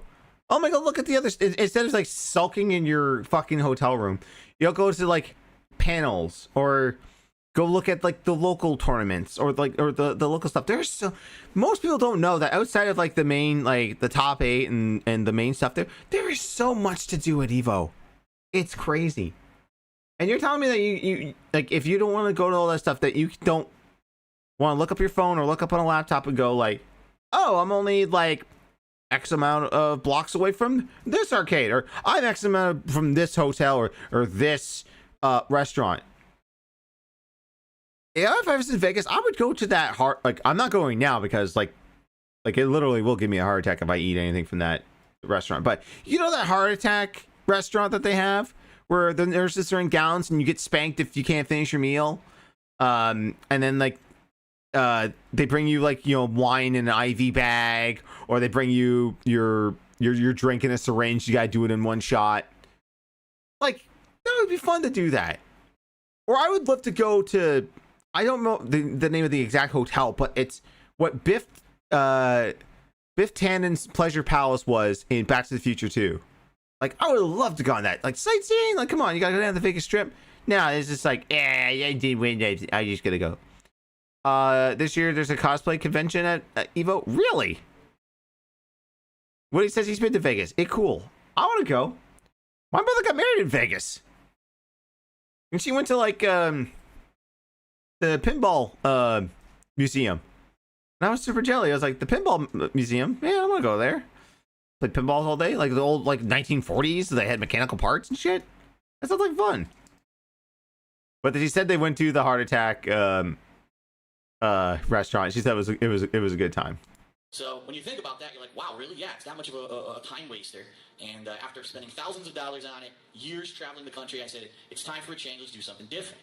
Now, back in 2007, unfortunately, I was diagnosed with a pretty bad back injury. I have a seriously herniated disc. Oh. The back injury, of course, yeah. Hey, word. And it's an injury that really you can't fix. You can have surgery, it might fix it, it might not. It could actually get worse. You are planning to get the surgery at this time. This is the reason you're going to move to Seattle. Is to find a specialist out there, get your back fixed. But no, healing Seattle air fixed my back, group. Also, he said on numerous occasions that because of his back injury, he can't dance. And then there's like plenty of footage of him dancing terribly at Just Dance and Dance Central. The back injury. Yeah, like somewhere Steve the Dead is fuming. He's just like, I know people who've gotten the surgery and it gotten worse. So at that point in my life when it happened, Steve the Dead has gotten the surgery. He's had to get it a couple of times to correct some things, but he's gotten it and he feels way better. He's still on the mend because, you know, at our age, major surgery like that, it takes quite a while to heal. But you just don't want to do it. Don't want to do it. I said, well, I need to find something that I can do. Also, again, what's up? We've gone through so far his placements in iMog for Sonic 4, Super Mario Kart, and Tetris. The Tetris one, he did terrible. Mario Kart, Sonic, he actually was half decent at, and I was shocked that he actually practiced. Because I know he practiced. I saw the videos up on his YouTube channel. Was that Tetris run Phil did? He had very few long Tetris runs at his disposal. Yeah, he said he didn't even get a single one. All right, now I got to listen to the backstory. That's fun, but it's not physical. And that's kind of strange me saying that because I used to play football with my friends and do all kinds of athletic stuff, but I had to find something else, another outlet.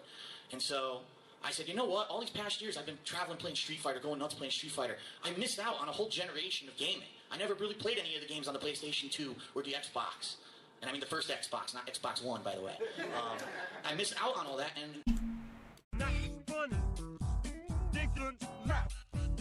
shame on you in the audience if you laughed at that. This is Phil. A lot of classic things came out of that time period. And I said, well, I want to try to get back into gaming. I'm going to see how this is working out. So one day I remember I was playing a game, and it was Lost Odyssey. I was playing on the Xbox 360. By the way, I'm a big fan of JRPGs. And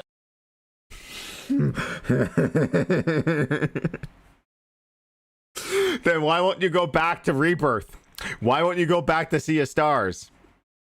Motherfucker. RPG overload, Groog! This motherfucker, like...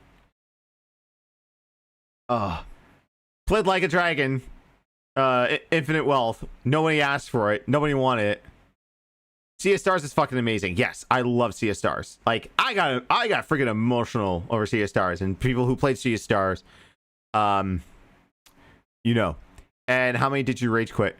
Could always go back and revisit Secret Limited's rage. I don't know how many like JRPGs he rage. I know Persona 3 he rage quit. Sea of Stars co-op. Is that out yet? Or is that coming soon? Is that still coming soon? That's why I was playing. I was like, wow, this is really hard, just like the older school role-playing games. And I was stuck on this one boss. And I'm like, what the hell do I do? How do I stop this guy? I couldn't figure it out. And the game had literally just been released in the United States. So I couldn't even find like someone who'd gotten up to that point and had a legitimate strategy for beating this boss. Translation, you couldn't find a playthrough so you could cheese it and go like, I figured it out myself, dude. Like you do with Elden Ring now. Absolutely love Sea of Stars. Still waiting for a crossover with Sea of Thieves. Dude. If Rare could get a hold of Sabotage and be like, yo, can we put Valeria and oh dude, what's the other names? Guy's names? But yeah, I would jump back in the Sea of Thieves for Sea of Stars content. So I went on YouTube, which I had really never even used up to that point. I knew it existed, but you know, you watch stupid little lolcat videos or whatever. You're not actually going on there to find anything useful. So I start searching to find someone who was actually doing a Let's Play of Lost Odyssey, and he showed this really cool strategy for beating the boss. And I said, well, you know, this is interesting. That's good. It's informative. But it's kind of boring. Like, there's no talking. No, he wasn't doing commentary. It was just raw gameplay. And I said, So? I really neat. I could hear the guy talking and tell me, wow, Zale, this thank you, is Zale. what you do. Instead, it was just me trying to figure out how to do it from watching the video of him just playing the game. And so, after doing gaming as my hobby for about a year, I said, you know what, I got this old digital camera, and I'm bored. So I'm going to record myself playing, throw it on YouTube, you know, act like an idiot. Still acts like an idiot. There's a 3-hour rage video on YouTube. Yes, he quit that. There's a few of them that has a little bit more context to them, but there's like a top 100 that's done by Secret Limited that is really good. And man, shout out to Secret Limited. I really hope you can come back and make videos, because like your top 10 worst moments videos give me life. It's not the same. Probably have a few drinks, do some inappropriate things, and see what happens. And I did. And surprisingly, over the course of a few months of me just doing this in late 2008, I got a fan base. People were loving it. And the fan feedback is basically this. We're not watching your videos because we want to see a master at this game. You know, there's plenty of people who they do perfectionist runs, and they play the game 7 times before they record, and they're like, oh, look at this, I'm so good. And there are people out there who like to do that, and it's perfectly fine if that's what your cup of tea. But that's not what I was doing. I just wanted to have fun, play the game as like the average gamer, the Joe gamer. I just sit down, I pop the game into my system, and I just let rip with whatever is happening. If it's a really frustrating part of the game, I'm going to rage. If it's a fun part of the game, I'm going to probably be cracking jokes and having fun with the game. And people really liked that. They thought it was a breath of fresh air. Now, when I started, I was using this crappy digital camera. It wasn't even widescreen. And I had to like edge it at the side of my TV to get it to even fit in frame. And it looked awful. It sounded awful. But people didn't... You want to know awful? He has a pair of people who are editing for him for free, are taking these old playthroughs on that angle, and like they're using AI upscalers to put it to 1080 4K 60 frames, and it looks like shit. Oh, not only that, like he's also instructing them to edit all the parts where he gets like super racist or super drunk, or parts where he's just like if it's like Fallout 3, like speed up the footage till it gets to something interesting.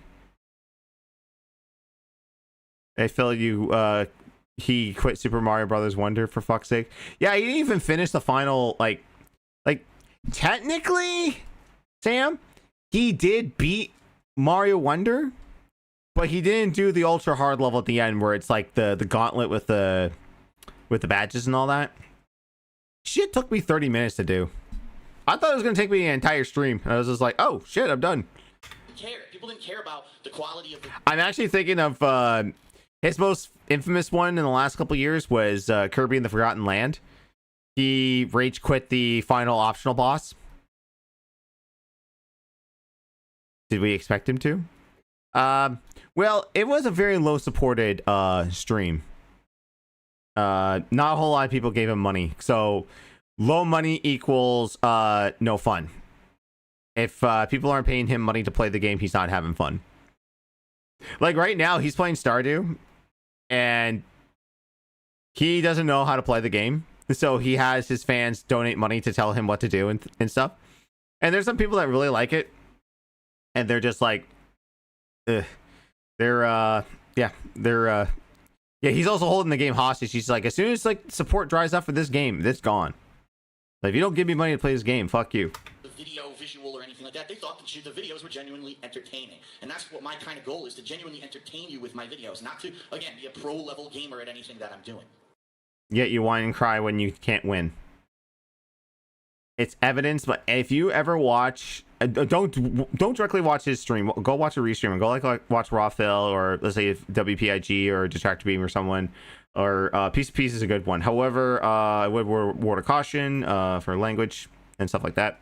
Also, trigger warning, some other stuff with Peace. But if you are curious as to how he is with fighting games, especially Street Fighter, yeah, whine, cries when he doesn't get his way, blames everyone but himself and his own skill level. But when he wins, yeah, you're dog shit. Hey, get out of here. So after doing this for about 6 months, I realized I was getting, wow, thousands of subscribers. I was getting thousands of views on my videos on YouTube. I was like, wow, this is nuts. So over the past, I say probably about 2 years, I upgraded my equipment, and I played How? Oh, I got a camera that's widescreen, dude. More and more games. Now, this was always something that I did as something on the side. It was my hobby. I never made a penny doing it up until 2010.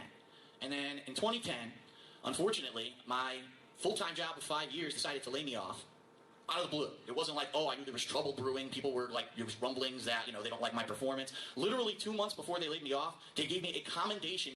The Skorsky. Oh, yes. The Skorsky helicopter company certificate. Basically, this bitch did an online session and printed off a certificate of completion. That's all it is. Do you know, from my previous job, how many of these I had winning in the wing? You don't print these off. Because you know what I do in those things? I go click, click, click, click, click, click, click. Oh, okay, here, time for the course. Oh, did I get 80%? No, go do it again. Did I get 80% this time? No, do it again. Did I get 80%? All right, cool, done. All right, back to work. They don't care. They're meaningless. For going above and beyond the Call of Duty at my job. I have it on my wall at home so I can laugh at it. Because it just shows that the corporate America is such a joke and the economy is so bad that no one is safe. And so I was laid Yeah, off. I'm sure your fans really want to hear I this. said, well, there's two ways to approach this. You can either be totally negative and I can be crushed and I can cry about it and whine about it and stomp my feet. Like you're doing right now? I just bought a condo the year before. I had bills to pay and I had no income. And do you know why this is such a big deal? Oh, okay, get out of there. You know why this is such a big deal? He bought the condo to impress a woman at his work. And when the woman's just like, no, thank you. He was crushed. It's like, I'm a mature adult with my own house and you don't even want to come over for a drink? Huh? What? By the way, we're 12 videos in. Whatsoever. I gotta stop pausing. They give you a severance package, but it was really bad, I'll be honest. And I said, well, luckily I was a smart person. I'd saved my money up during the years that I worked at this place. And Whoa! Phil saves money! X to doubt on that. said, I got this cool thing going for me. I got this YouTube presence. And I want to see if I can do something to turn this into something that could possibly support me. And it was a shot in the dark. I had no idea if it was going to work. But I had some really supportive friends, one of which is a couple seats down from me right now, who really helped me out. And even John's looking like, who's this friend you speak of? I'm not your friend, guy. Saving money, being a gamer, that's a gamble. Mm-hmm. I love that, like, that back and forth with John. He's just like, huh? What friend are you talking about? was there for me during that period of time where he showed up and we did all these cool co-op playthroughs together and we, you know, basically put our backs into it.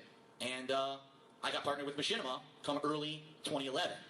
And not to say that it was easy, I've had trials and tribulations along the way. I've had my channel, had copyright strikes against it that were false. I had trolls impersonating people who were pissed off at me for doing stuff, getting kicked off of poor websites me. like Blip TV completely. Just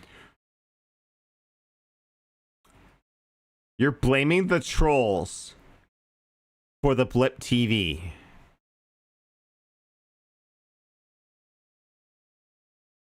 You turned Isaac Clarke into a Nazi. And you said the necromorphs were the group of people that the Nazis wanted to exterminate.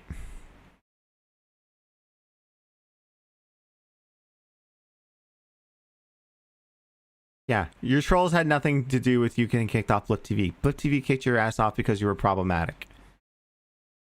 And because you weren't on Blip, thank God you weren't on Blistered Thumbs, and by association, Channel Awesome.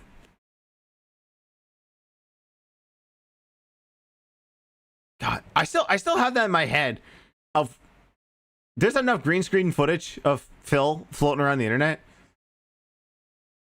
I'd like to do like a George Lucas and digitally insert him into Kickassia and Suburban Nights and see what happens. this past year, everyone complaining that when you feel you're still using the camera, you need to catch up with the times, and so I had to adjust to direct capture and streaming technology. So there's been a lot of Which you only did this year, the year of our Lord 2013. Bitch, I was doing direct capture in 2009. And I'm fucking small potatoes. I just wanted to stream. I just wanted to stream my consoles. I was tired of doing screen region on NES Topia or whatever the NES emulator was at the time. stuff that's changed and trials and tribulations that I've been through. But the bottom line is, because I stayed Oh. positive about it, I was able to be successful, and I am still successful today. Regardless of the fact that you hear, oh no, things are going bad on YouTube, people are losing views and this and that. The bottom line is, I'm still here. I'm here at a convention right now, talking to people. I don't have a Taco Bell bell for like ALT does a ding every time he says bottom line, but man, back in the like 10 years ago, that's just his favorite thing. Like, bottom line is this. People who are, love my content, and that's the greatest feeling in the world. To know that what I'm doing is entertaining people, that it means something to people, regardless of the fact if I'm making no money, if I'm making a ridiculous amount of money, that doesn't matter. The fact is, people are having fun because of the stuff that I'm putting out, then I'm going to keep doing it. That you every night cry that you need $50 every stream to live. And even when you get the $50, you still cry. What is it, Phil? Do you do it for the love and the passion and the fans, or do you do it for the money? You talk about everyone else doing it for the money. And what I want to talk a little bit about is my stuff on YouTube and Twitch. If you're not familiar with it, I'm sure Cry, cry, cry. It's all you do. Yeah, give me some jet. a lot of you probably are. And thank you, by the way, if you did happen to come out here just to see our panel and to meet and hang out with us. We definitely appreciate that. Especially after a year being out of the convention scene, it was a little tough to try to find your way to get your foot back in the door. But we're having a lot of fun here at SGC, and I do want to say thank you so much to Stuttering Craig, who remembered me from MagFest like 5 years ago when I hung out. Another retcon for Craig.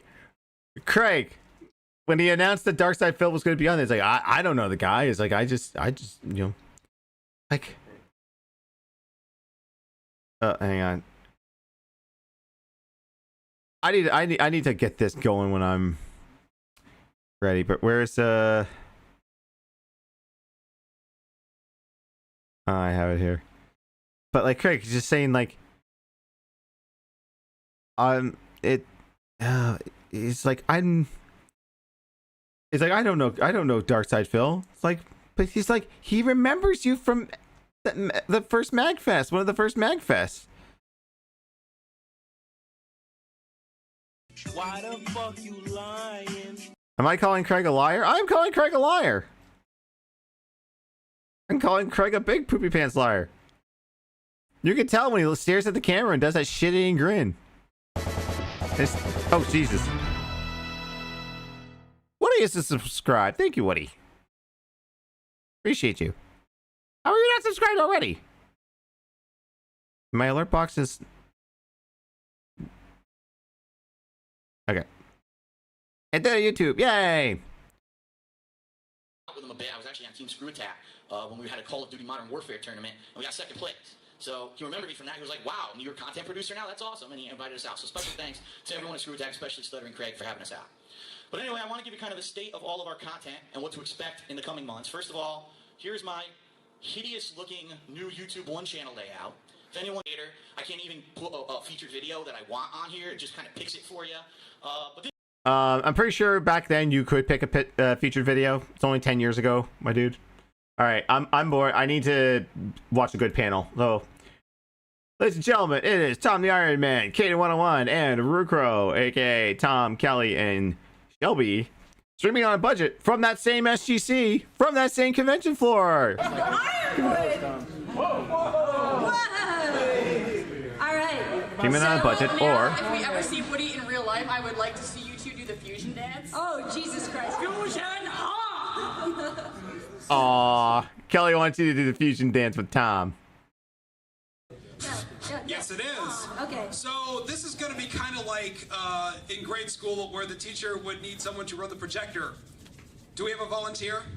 You got volunteer. Cheetos! Gimme!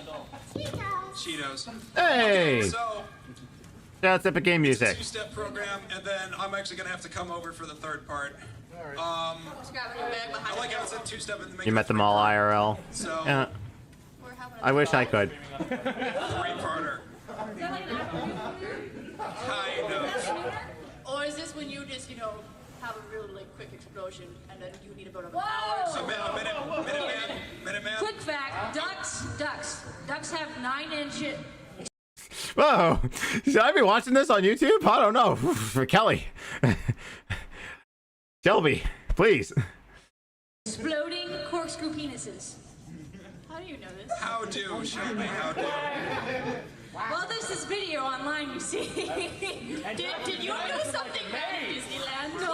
What part of the internet were you on? Get that duck out of here. I was young and very stupid. All right, so. I went to Disney World. I got to sit on Donald Duck's lap.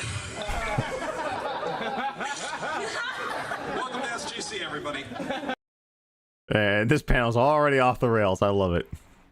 Okay, before we start, who wants a business card? If you have not gotten one. Who wants a business card? Okay, we have business cards. One to an awesome G1. So, and if you do not get one now, we will be giving them out as you all exit, so do not worry. now give him James's business card. It'll be never-ending chain. I have no business card, but I do give high fives, and I will give those at the end. Sweet, sweet high fives, the best you'll ever have in the history Maybe of I life. should get like a little metal iron put in my hand, and I can just brand people when I high five them. Money rings with fantastic. Can I get one across the face? Across your face. Was that Clay? That sounded like Clay. Preferably without Tom's address. Yeah. Pro tip: don't put your fucking address on your business cards, and then people will dox you. I know how is streaming on a budget, and they wanted me there. Definitely, Clay. The man in Stanley Kushner has joined the ranks. Yourself, sir. Vuvuzela. All right, so James, what I'm going to need you to do. Okay. As we all know. Okay. Okay, Stan, I'm really glad you did that before this started because I would have, really. We have 3 rules. 1, if anybody walks into the panel room after we get started, everybody has to turn and go to that person and say, hey, all right. Like that gentleman right there. 2, if somebody leaves the panel for any reason other than, G1 Dubs. Oh, you're good? Okay. Oh, the pizza's here. Never mind. If anybody goes to leave the room Oh wow, for this any is like reason, total. we'll have to point to that person and go. This video is turning into a porno. We've got a room full of people. We've talked about eating ducky dicks, and now we have pizza being delivered. This is a porno. The next thing is the Clay, I plumber's going to cannot show pay up. for this pizza. Anybody here a plumber? We're just curious. So wait, you can't be the pizza guy and the plumber. Iron Man! Shut up! Murder range. All right. This panel's already jumping better than Phil's is because guess what? They're interacting with people. They're having fun. They're talking. This troglodyte, me. Like, what are you two even doing there? The other guy's already fucked off. Phil's just like me, oh my stuff. Like, oh yeah. This is my YouTube channel. It's fucking YouTube there. The layout's a piece of shit. It's been in existence since 2010. Look at how good I am. This is where I put all of my playthroughs. So Really?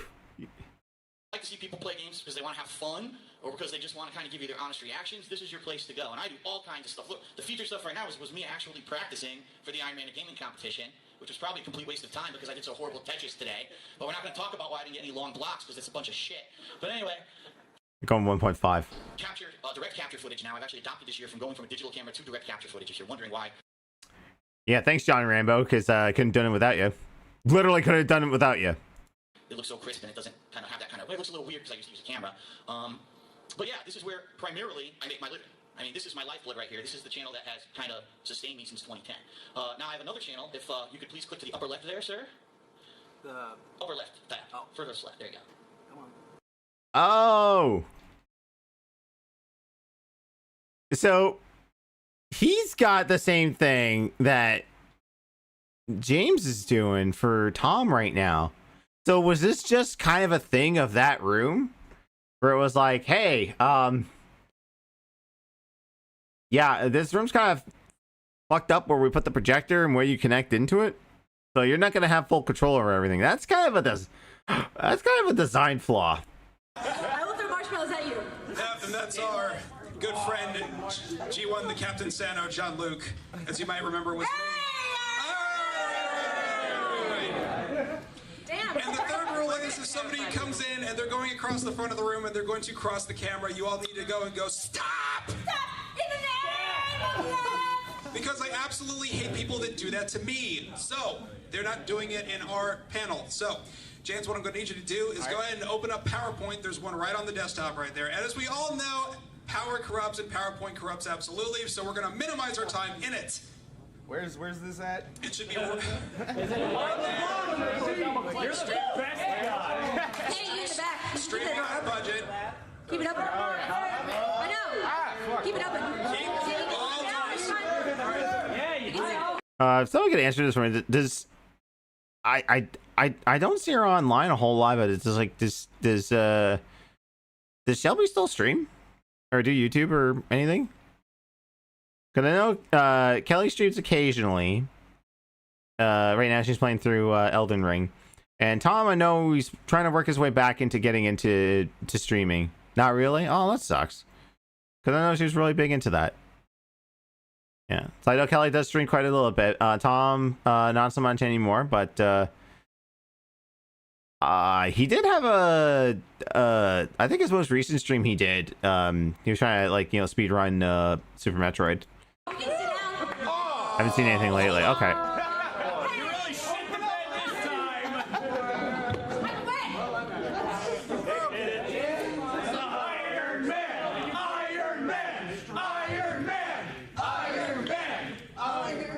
No, stop. I'm sorry. If I yell that, do I get much for this? No. Really? Kelly's gonna throw down on someone. Very close to your dick. Wordman, are you our professional South Carolina bouncer? Wordman. Whoa. Are you Wordman. our bouncer? Nick. I mean, are you standing for the door? I'm not. No, you're fine. Yeah, you can stand up if you want to. I'm just wondering. I will let you be comfortable. Everybody now can get naked. I'm kidding. Get naked, Tom. No. Take your jacket off. No. I'll take the jacket Take your off. jacket off. Boom, chicka, boom, chicka, boom. Ow! Hey, waistcoat. I think this panel has derailed to sex jokes far too quickly. Do I have a... Yes, it has, Kelly. It has deranged too quickly into sex jokes. Speaking of someone who doesn't have sex and is a joke. Yes. It's the bot. There we go. This is my vlogs channel. So what I actually had to do earlier this year is, unlike a lot of other Let's Players, I put out a lot of content. I openly admit that. I probably play games more than a lot of other Let's Players. A lot of people just put out 2 videos a day. I don't. I put out dozens of videos a day because Because you break it up into 10-minute segments. You're the worst Let's Player. I think people like to follow along when I play a game fairly live. They don't want to wait 2 months for me to play a newer game. And so what I got is for some fan feedback earlier this year was that, Phil, you're putting out so many videos on your DSP Gaming channel that we're missing any vlogs that you're doing because you got 42 videos that went and then a vlog after, and all I see in my subscriptions box is 42 gameplay videos. I don't even know when you're doing the vlog. What does that tell you?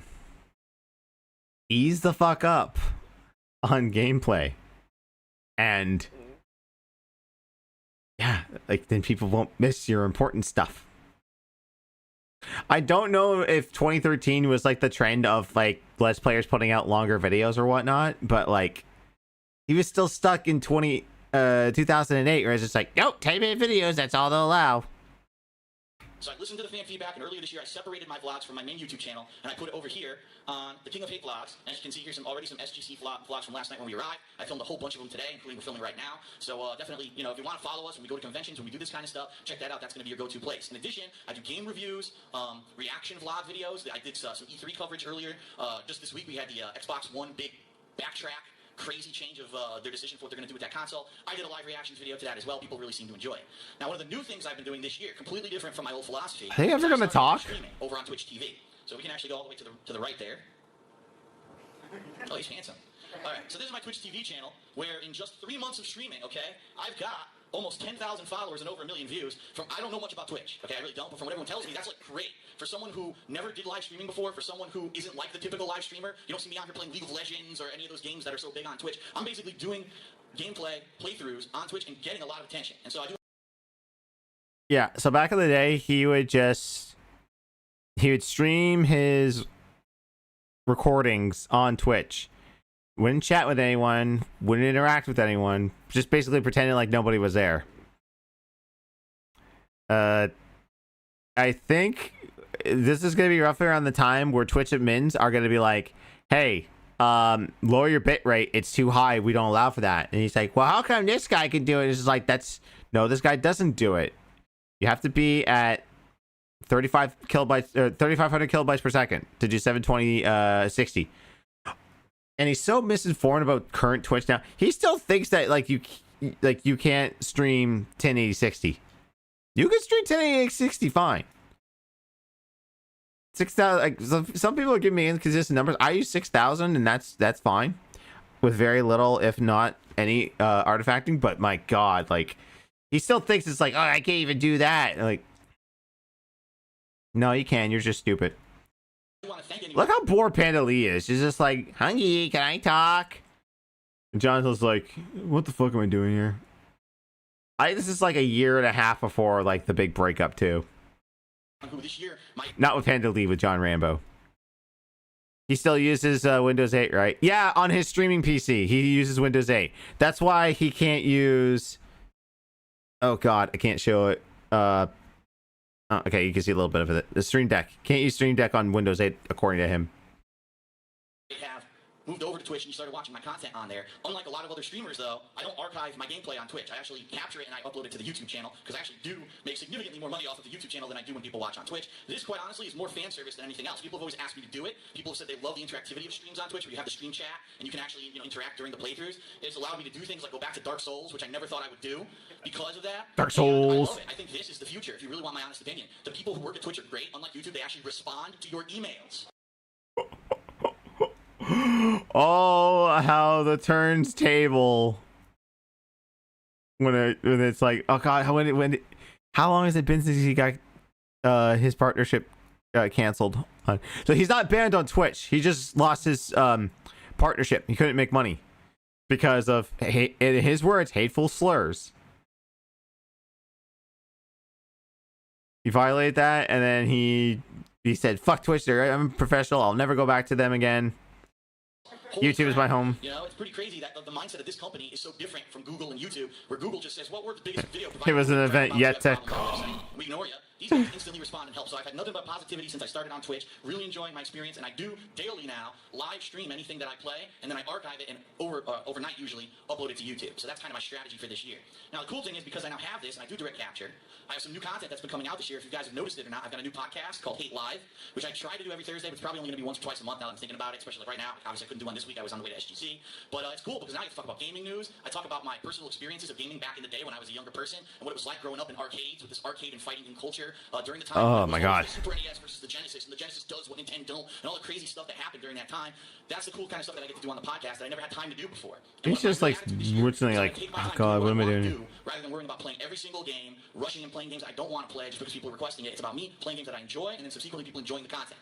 So that's pretty much the mindset of what I'm going to be doing this year. Now, later this year, I have an announcement. I talked about this week, but I haven't really publicly talked about it in a vlog yet. I don't know if anyone knows this, but the Xbox One and the PlayStation 4 are both going to have the HD copy protection. So for those of you who don't know what that is, HDCP for short, it means that you're not going to be able to... Oh my God, he's pig splaying HDCP. I can't. All right, going back to the comment, Kelly. All right, welcome to Streaming on a Budget. We are already 4 minutes late. But at least we got it working, which is something that we couldn't say just moments ago. So thank you all for coming out. Our inside joke for the longest time was if we could get at least 10 people in here. We've definitely exceeded that. So from the bottom of our hearts, we thank you very, very, very much. And Woody Man thanks you too. This is our first and only panel we've ever done. First, last, best. Wait. I know you're up on stage technically in that little picture, but are you in the crowd? You were at that SGC, weren't you? You are all of our firsts. It's like an oh, baby. I really should have brought the fire extinguishers. Welcome to our panelists. Yes. Now, since we can't sit up here and talk like a bunch of loony goons, we actually built a thing to show you. We're gonna instruct you on how to stream on a budget because we're all fucking poor as fuck. Yes. And I'm gonna swear, and she's gonna swear, and Tom may or may not speak. I may or may not partake, depending on how things go. There should be yips by the end of the night. So, Oh yeah, let's they go ahead better and be officially introduce ourselves because I am seeing some faces that I do not recognize that would be either friends from Twitter or They're from the internet. they're from the internet. I live there. It's hard to live in a series of tubes. Yes, so let's go down the line and introduce ourselves. Hi, my name is Thomas Harvey. I'm also known as G1 Tom the Iron Man. That's a good question. Iron Man! Iron Man! This time. You got it. Let him have his moment. He's G1 of the year, if you guys don't know that. Humbled and honored. Hope I serve you all well. Hey, oh, G1. Remember that asshat who bitched and whined and cried because he didn't get G1 of the year because he thought he made commentary YouTube videos. He deserved to be G1 of the year. I remember that. I don't know if that was the same year it went to Dylan Toomey, but I know it went to someone. And then he got on like a really big hissy fit. I don't know. He was this dude, like he was bald, he had crooked teeth, and like he tried to do like he basically like was doing like the Review Tech USA and all those other YouTubers where like he would have game footage and he would just whine complain about stuff. He really whined and complained later on when he didn't win. Oh god. If I remember, then it's gonna pop up. It's gonna be like, oh, that was like Point Break. That was the movie. It's gonna come to me. At Tom's house. It really is. Don't let her. Let's go back. The offside archive. I was talking to Jared today, and he was asking Brittle Plus. He's like, Brittle Plus, how are you going to record your channel? And I go, well, no, Tom's got it. And Jared goes, yeah, Tom always fucking handles it. He's got it handled. And to my left is... Hi, my name is Shelby. You also know me as Rucro. I interned for ScrewTech for a full year. I actually was there. Nobody credits me, but I was there when the Kickstarter started, and I was there when the Kickstarter ended. So I helped, maybe? I was on the marathon. Sean got kicked in the balls. I was there. I made it to opening ceremonies in spirit and in person, so I'm awesome. So awesome. Thank you for coming. I live here around here, and I know where ScrewTech HQ is, and you don't. The mystery shop. Spoiler alert, 2013. It was at the old Game Attack store. When that bellied up, he converted the store into the office. I don't know the full address, but someone else can know. So if you knew where the Game Attack store was, that was where that Screw Attack office was. But this year, was this the year that they brought SGC back with the Kickstarter? Because she's talking about the Kickstarter. So this was the year that they ran the Kickstarter and managed to just bring it back. It was? Okay. And then they had the one in 2014, but that one was funded by Fullscreen when they bought the company. They don't want you doing that, so they have this technology in it to stop it. As of this week, I purchased all the equipment, tested it, and it works. I can bypass that. So day one, when the Xbox One comes out, we're going to be streaming and playing it. Day one, when PlayStation 4 comes out, we're going to be streaming and playing it. And I think that because I took the proactive step early, hopefully, we're going to make out well later this year, and I hope that everyone will join me for that. Although I know most people will probably just be watching the Xbox One to laugh at it. But, still, it's going to be cool. Cool games coming out later this year. It's been a real slow year for We don't talk about full screen. Well, I'll say this much about full screen. I mean, they were an MCN. They did do what they said they did. For me, anyways. The whole Screw Attack network, that was one of Craig's many, I got this crazy idea. Yeah, I'm going to push it to the moon. 2 weeks later, oh, look, there's a new idea I can do. Yeah. I swear Craig has undiagnosed ADHD. And just like, oh, cool, let's play with trains. But I will say this. Yes, it did kill... Because of like the whole acquisition stuff that they had purchased Rooster Teeth, wanted them to meld in, and then all that. Here's the bottom line though. It got everyone paid, and it got everyone healthcare. Because like in those early years, Craig paid them in pennies, or didn't pay them at all. Like full screen saved them. I mean, in hindsight now they're all bellied up, and Rooster Teeth's gone now, but. I mean, everyone's moving and shaking and doing their own thing. Like, fucking Jeremy Dooley organized a Minecraft shopping list with most, if not all, of Achievement Hunter that still participated in that. Like Jeff, Jack, Gavin, Michael, and Alfredo doing their own channel. They took over the Dog Bark channel and made their own thing. So, we're still waiting from Ben and Chad what's going to happen with the Death Battle channel, but they said like they're hopeful. So like you never know, they could come back and be like, I'm gonna sell supplements, make a collaborator network, make my own game awards. But then he's gonna go, they're putting the case in my Star Wars, but you don't even like Star Wars, bro. Exactly, because of the like. Fucking hate him and this grifting crowd. I saw someone post up a clip from the Geeks and Gamers, and they saw that Craig was in it, and it's just like, oh yeah, this is Craig now. Yeah, 2020 broke his brain. Oh, sorry, 2020, his brother helped break his brain. Well, I think his brain was already broken anyways. Anyway. A lot of games this year, but there were a couple diamonds in the rough. The Last of Us just came out this week. It was an amazing game. If you've not played it yet, I strongly recommend that you do because it is so good. It is a not miss. What I'm basically saying, The Last of Us is the quintessential game of this generation of consoles. The best graphics, improved gameplay. You can tell they took like stuff from Uncharted. Really good game. Don't miss out. The full playthrough is on my DSP gaming channel. And I did actually live stream the whole playthrough here on Twitch as well. So I do want to show everyone, before I turn it over to John, I do want to show everyone, if you can click on that third tab there, the last. Oh, you gotta let John talk? This is my girlfriend, Panda Lee's gaming channel on YouTube, where she also does kind of the same thing that I do. Let's plays with live commentary, her reactions to what's going on. As you can see, she's got some vlogs up from SGC here as well. She's currently in the middle of a few games. And then if we go over to the fourth tab there, as I turn it over to the man, the myth, the legend, John Rambo, this is his YouTube channel, John Rambo Presents, where he focuses on a lot of creative projects. The most recent of which, Shots Me in a Whole Bunch, I would like to say is one of the most entertaining things I think I've ever watched. I'm not even like trying to kiss your ass. I'm like, that was good. Give you the $50 later. Okay, I will. But yeah, so you definitely got to check that out. And now I'm going to turn it over to John, who's going to talk a little bit about his content and what to expect. Can I have that microphone, maybe? You think you should, because this sounds really good. I don't know why the other one sounds so horrible. Dallas, Texas. How the hell are you? Yay, Phil, stop talking. Does anyone here not know who I am? A couple people don't.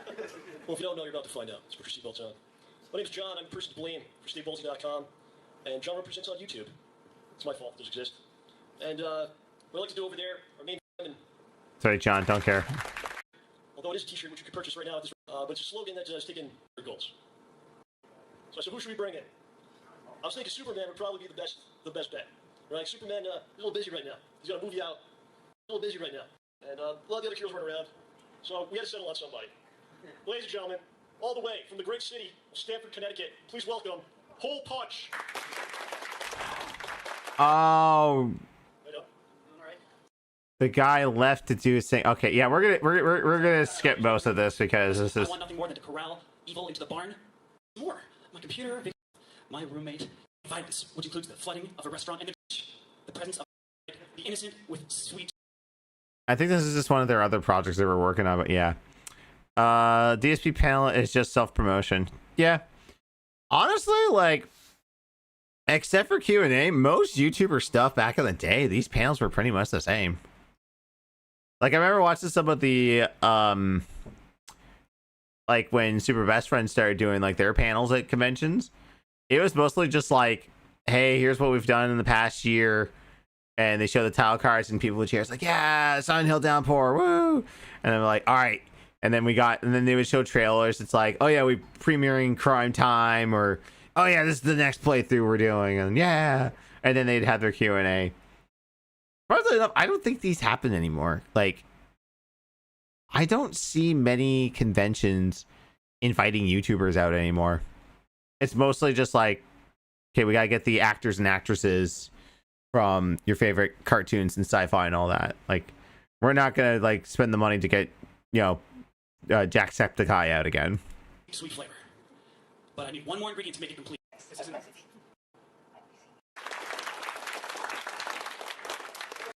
John Represents. Watch the whole series. 6 live. All right. John, segment. All right. So now what we're gonna do is, let's see what time it is first of all. I think we're good on time. I think we did exactly what we wanted to do. Wow. All right. We're gonna open up the segment to a Q&A. You can.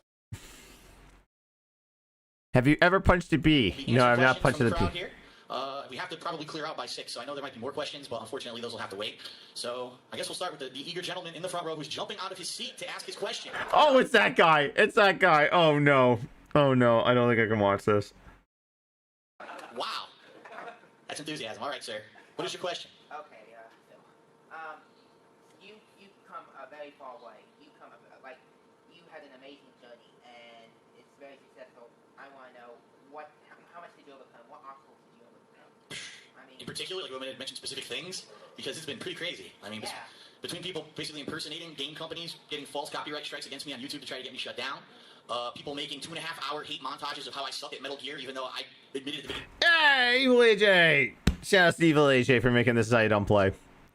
I've been thinking about doing a few of those. Like, he has played through the entire Tomb Raider trilogy, so I've been seeing if Melanie would be willing to consider to watch those with me. Like, I think like King D Duke has done all three. This is how you don't plays on the Tomb Raider trilogy, the new trilogy. Wow, this guy is like very, very nervous. The first thing I said I'd never played it before. It was going to be bad. Amazing amounts of disgusting spam email. I've been signed up for CougarLife.com, and my girlfriend saw a spam email of it the other day. Was it bad then? Well, anyway, I mean, yeah, there's been so many road bumps, and I mean, the most recent road bump is, I'd say, oversaturation. When I say that, I mean, look at now versus 3 or 4 years ago when I really was getting seriously into this. How many more people are doing Let's Plays? Like, it's ridiculous the amount of people who've gotten into it, to the point where a website like YouTube, unfortunately, doesn't really feature anyone but the top 2 or 3 guys who are doing it. I mean, let's face it, why do you always see the same people in related videos, featured videos? For the person who's not at the tippy top, it's so hard for people to get noticed now on YouTube. And I've said over the past year and a half, yeah, I noticed a dip in my viewership. It's going to happen when you literally have thousands of people doing the same thing you do. And it's just a natural part of the business, and I knew that would happen. But in particular... Which was the style at the time? Okay, he's so fucking jealous. It's like, all these people are coming up and they're sick in my spot. It's like, evolve or die, motherfucker. Preferably the form or the latter. In Minecraft, obviously. In particular, I'm enjoying this year. I do like the Oh, I am gonna point this out. But we're halfway through these videos. We might have to do a part 2 of this. However, they are very short. It's his other iMog stuff. The one I will probably not watch tonight is the recap afterthoughts, because it's just an hour of him bitching. While Panda Lee also, like, you know, comically makes fun. The only clip that we will watch is just like, I could be good at video games if I wanted to, and then watch her like openly mock him. Anyway. The adaptations that I've done to my style of video, including direct capture, because I fully understood that my videos did not look as good as everybody else's because I was using the camera. And that was a big problem. People were complaining, people were leaving and saying, you know, we love that you use a camera, it's cool, but you don't look as good as everyone else. But I mean, you got these beautiful games, and you got bad oversaturation and stuff going on in your video. Can you fix it? I couldn't because I was using a camera to record, not any kind of capture device. I think that I've at least kind of stopped the bleeding, per se, let's put it that way. And now that I'm on Twitch, this is an immensely positive thing. It's a whole new audience who's discovering me for the first time. It's a whole new way to interact with my fans. So I guess that kind of answers the question. I get no people that don't know who I am yet. I guess it depends on what you mean. I'm going to say 100% I'm winning simply because I'm here doing it. I'm making a living doing it. I'm having crazy fun in Dallas with all of you. And by the way, thank you everyone for coming out for the panel. You know, again, I'm like, there's different kinds of people. And there's the kind of person who would say, oh no, I lost views. Stop my feet. Oh, man. But I would say, no, I'm going to stay positive. I'm going to keep doing what I'm doing. And like I said, as long as one person is entertained by what I'm doing, and I get messages all the time from people, Phil, I had an awful day today. Horrible stuff happened. Maybe someone passed away. I got laid off from my job. My girlfriend broke up with me. I got home. I opened your YouTube channel. I played a video, and I laughed my ass off, and you completely changed my mood, and thank you for that. And as soon as I keep getting those messages, when I keep getting those, I say, I don't care if I make $1 a day doing this. I will keep doing it because I'm making a difference. Yeah, every single day. Please support me by a super chat, super sticker, super thanks. You can tip me directly because I get those funds immediately to waste on WWE champions. What a difference 10 years make. Oh, apparently there's a tweet too that like he swore on his mother's grave on Twitter that he would never ever beg, and he would never beg for subs, he would never beg for this, he would never beg for that. Yes, sir. With also staying positive, what would be your best tips to people that want to get started with YouTube and direct capturing? All right, best tips. First of all, when you are going to get into something like this, you have to understand that it has to be more for you than for the people watching. Now, what I'm saying by that is you need to be enjoying what you're doing. If you say, I'm going to do this, but the reason I'm doing it is because I want to make a living doing it, and I don't want to get a job doing anything else, and I love playing games, so I just want to make a buck, you're going to fail. I'll tell you right now. You need to be enjoying what you're doing. So pick games that you like, pick games that you know you're going to have fun with. Don't burn yourself out. That was a major problem of mine that I was having is doing it, was, oh, wow, I'm doing so well, I should just play more games, put out more videos. At one point, I was putting out almost like 50 videos a day. What human can watch my content for like 6 hours a day? I mean, you got your own... Certainly not you, humans. No, the species I'm from, which you'll never know. Oh, I mean, you're my species. I am human. You're a fucking alien, dude. Just admit it. But also too, like, this is the worst advice. Like, even back in 2013, like, best friends would tell you, it's like, you want to be a YouTuber? Go back in time 8 years to when YouTube was young and you could get view-based or click-based revenue or view-based revenue. Didn't matter how many minutes or how many seconds someone watched your video. As long as there was a view on there, you got money from it. And again, we'll give Phil a little bit of credit. When he had that machinima contract that was view-based, he abused the fuck out of it. This is why he uploads so many videos, because he's still partnered with machinima at this point. This is why he posts up 11-minute videos and all this, because like the more views he got, the more money he got. But you know what? Back in 2013, you know where all that money went to? Booze, food, statues, junk. Never invested any money back into his business. Unless he was like forced to. But nowadays, he doesn't invest back into his business. His fans do. They're like, hey, I got this capture card that might work. I'll just send it to you. Lives, you got your own responsibilities, and my attitude was kind of like, well, they can watch it whenever they want, but unfortunately what I found is that the more hardcore fans who were following me liked all my content, and then they actually felt left out that they couldn't watch all of it. So don't ever get burnt out. Pace yourself. Be sure that you are not, if you get to a frustrating part of a game, you don't necessarily have to play it, you know what I mean? At that moment, take a break, take constant breaks. One thing that I can tell you right now with my Twitch presence is that because I do run ads every 30 minutes or so, it's a tremendous help than just sitting there for 5 hours straight, not moving, playing the game. Taking a couple minutes to yourself every few, half hour to an hour is very refreshing, and it will make you actually be excited to get back to the game rather than you just feel like you're maybe grinding through a boring part of the game. For direct capture in particular, Or just rage quit, I'm yeah. still kind of getting the hang of it, you know what I mean? Like, I've made lots of tweaks over the past 3.5 months that I've been doing it. There's a lot of real cheap devices out there that you can get to do it now. I mean, the Elgato is a good one, HD PVR2 is a good one. It all depends on how you want to do it. Me, I want to be using surround sound headphones with the direct capture, but the people, want high quality audio too, so I do myself a little differently than everyone else's, but it's pretty easy to get into, which is why I actually mentioned there's so many people doing it now, because it just has become so immensely easy in the past few years. So hopefully that helped you out a little bit. Thank you. Oh, Rambo's taking a photo. Oh boy.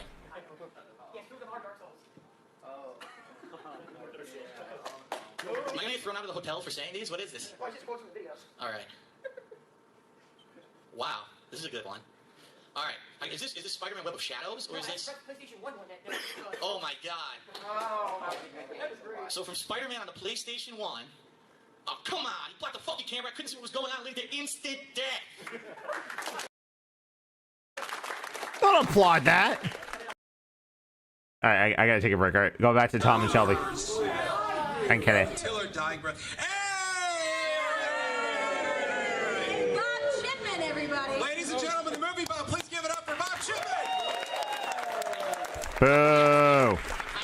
Bob, seriously, thank you. This means the world to us. It really does. Because we're so broke students and things and stuff, so. And all the way from Canada. Fabled land nice from Scott Pilgrim. and chilly. Stand up for this. I can actually see people and they can see me. Hi, I'm Kelly, also known as G1 Kanan. Zaylas, thank you for tooting your horn at me. It is very much appreciated. Give it a little toot. It's okay. Wait, hey! So, there was It sounds like started it honestly sounds like they have way more people in their panel than Darksydephil did. If anything, they have a more vocal and energetic crowd than Darksydephil did. Like we've seen the, I don't mean to pick fun, but we've seen the quality of people that are going up and asking him questions and doing shit. around circa summer of 2010. Jared was the host, was it, of the cosplay contest, and he was able to accurately nail every single person that came up on stage except for this one guy. That's bad. Except for one guy who was dressed up as a Combine soldier who actually ended up being Barney from Half-Life 2, and he was like, I should really play these games and find out what the big deal's all about, but I don't want to do like an afterthought vlog. I want to see people's reactions as things were going on, and that's, you know, that was the impetus. And then this young lady over here to my left went ahead and decided to take it the next step forward. G1, I think it might have been Shiro, I'm not entirely sure, but G1 was like, hey, Shiro, you can stream. You could do it right here. You could do it with this thing called a Dazzle. And I was dazzled. A Dazzle. Oh my god. So I bought a Dazzle. It was about $40. off of Amazon, and I waited very patiently as it came in, and I got it, and I plugged it in, and I started streaming Silent Hill 1. No, I lied. I actually started streaming. Oh, no, No, before that. Before that, the very first stream With severe gorilla camera work, but it got the job done for the first time. was Devil. What was it? It was for the 3DS. Yes. Tasty got me 10 tries. Devil Survivor. Yes. On the DS. Over the shoulder. Yes. Oh, wow. Had her webcam sitting over her shoulder. Oh, I forgot. What? I forgot my surprise. Your surprise? I forgot my surprise. Oh, so, wait, do we want to do that at the end, or do we no, want to do I that want to do it as soon as possible. Okay. Okay. So we can also check out if our sound works very well on your computer. But I hope so, because otherwise we're going to have problems. No, we had to move it over there because that's where so from the there thing is. spawned a whole wave. It's my legend. A whole wave of G1s who said she can stream it, but she's not a star. She's an intern. I can do it too. So all of a sudden, everybody was streaming, and I'm like, wow. And believe it or not, I actually didn't want to do it at the beginning because I felt I genuinely didn't have anything interesting to say. Which is, silly because every single one of my relatives. Most of us don't, but we just do it do anyway. like a stand-up thing or something like that. And I had gotten a capture device as a Christmas present many years ago because I had these far-flung plans of doing not so much reviews, but as my personal take on stuff. And as it turns out, for the software that we'll be demonstrating later on, it actually happened to be compatible out of the box. And she said, "Tom, just shut up and do it." That's what I think it is. And then on May the 19th, 2012, 3 days after my birthday, we May did 19th. this little shindig called Race to the Finish. May 19th. Hey, we got another holiday to celebrate. So Tom's first streaming day plus Cane Day. May 19th. May 19th. Instant death is bullshit. Yeah, I gotta go back there. Alright, so we got 2 Dark Souls.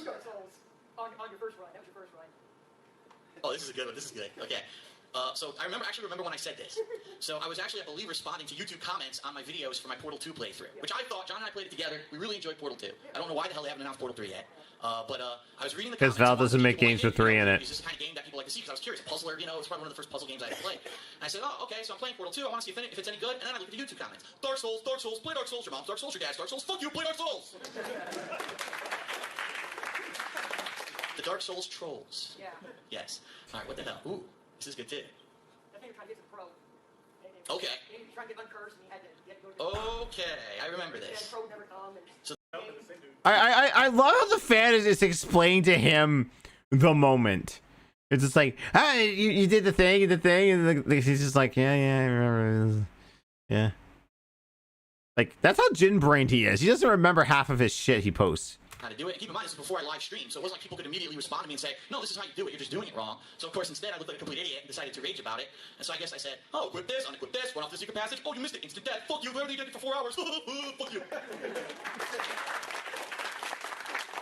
very nice. And I see the police are here to arrest me. So I'll see you all next year when I get on parole. Alright, so, hit the Dark Souls trolls. Alright, anyone else? Yes, sir, in the back. Since you played Dark Souls, are you excited for number 2? Have you seen the trailers and things? I've seen a few things. It's kind of unavoidable, even though I actually do try to avoid trailers a lot of times because I feel that it would kind of spoil it. But I did see some clips of like Borders just like completely destroying some guy, knocking down a pit or something. I saw the part where there's the cherry. Nowadays, you want him to watch a trailer for something that he might be interested in streaming. Pay for his on this channel here, DSP Reacts. Become a second tier member, and you can submit a clip that he may or may not watch. Coming at the guy, and he's like, "Oh, I could just run away from this," and no, he didn't run away. He got flattened like a pancake. So apparently now there's a boss. It's called Samir Dude. He'll summon an invader to fight you while he fights you. So how you feel about oh, that's good. That sounds like a genius game mechanic. Because first of all, I don't want to just die because of the game. I also want the game to screw me in the ass while I'm fighting the boss by summoning someone who probably has, scraping gear, destroy your gear, and kill you instantly and steal your souls. From Software are a bunch of sick mothers. Let me tell you, I don't know what they're thinking with the stuff that they put into these games. But to answer your question, I am looking forward to Dark Souls 2. Because now, I do feel that because I have the interactivity with Twitch, that it makes it a different People are gonna hold my hand and help me play. How to beat this game. This is just what drives me nuts. Like, okay. And this is something that I would always bring up, especially when on Twitch, but nobody does it anymore because I think a lot of people, when they watch me on Twitch, they just clam the fuck up. But I was actually going to get to this point where, like, if I was streaming a game and I got stuck and I didn't decide to use a guide myself or ask chat, like it's kind of like an unspoken rule, or the number one unspoken rule is that don't tell the streamer where to go or what to do. And if anyone ever did that to me, I was going to be like, all right, you want to hold my hand? You want to try to hold my hand? I'm not about that, but I'm going to recommend you someone that will. Go to DSP Gaming. He will beg and plead with you to help him get through any game possible. But make sure you give him money too, because he really does need that money to pay his bills. Frustrated. If you remember when I bought Dark Souls, I couldn't get the strategy guide. It sold out because so many people bought the game and couldn't even get past the first guy. They ran back to the store and bought the damn thing. So I think it's going to be a different experience, although I think it's going to be unique because no one's going to play the game yet. So it's not like people can say, oh, you beat them by doing this. No one will know. So it's probably got the potential of like crazy funny stuff happening just because no one's going to be able to be like holding my hand. And again, your contradiction. You love people holding your hand for you. Also, too, he will set his region on his he will set the region on his Xbox to Japan, and he'll buy the Japanese version because it's region it's not region locked, just to get it early, to get a jump on everyone, to get day one views. His views. He wants to be Mr. Views back then. And one thing I do want to say, I do understand that when I played Dark Souls the first time, that immediately people started giving me items. I want to say I didn't ask for that. You know what I mean? People just did it. And if they do it, they do it. I mean, it's not. I didn't say I want to have a crutch. I did want to have a crutch. I didn't say that I wanted to have a crutch. And so it just happened. Dark Souls 2, it probably won't happen. So it's going to be a different experience, but I am looking forward to the game. And it's probably going to have thousands of 4chan and, Reddit people coming over to troll me during the stream. So Cougar Life is coming over. Cougar Life? Brazzers.com as well? All right. Next question, anybody? Yes, sir. What is the most memorable playthrough for you personally? Most memorable playthrough for me personally? I mean, a lot of people have different opinions on what my best playthroughs have been. For me, he's asking you. Who cares about other people's opinions? They're asking your opinion. Mix of, are people enjoying it as much as I am? And then also, does the game have some sentimental value to me? So, of course, I'm going to say a game like Heavy Rain that had such an immersive story. You cared about these characters. You wanted to see what the outcome was going to be. How you played the game changed it. But also the fact that there were such mundane things in the game, like brushing your teeth and taking a shit. Like, what other game has that kind of stuff? And just to be making fun of it is pretty fun. So, a game like that obviously was a unique experience, but I would personally say games where I really felt that the playthrough would meant something to me would be something like Final Fantasy VI. Because here was a game that no one asked me to play. I decided out of the blue that I was going to do it because it's one of my favorite games of all time. And I'll be honest, the playthrough did not do very well reviews. And you know what? I don't care. Because I wanted to experience this game again in the setting of me doing the playthrough of it and to see the people really to get exposed to how good of that game that was. And I actually said I made a gaming bucket list for YouTube and Twitch of games that I absolutely want to do playthroughs of before I retire from whatever I'm doing, if I ever do retire from what I'm doing. I know that sounds absolutely... He's 42 now and with no signs of retiring. I genuinely feel that like DSP will stream until the day he has a heart attack on stream.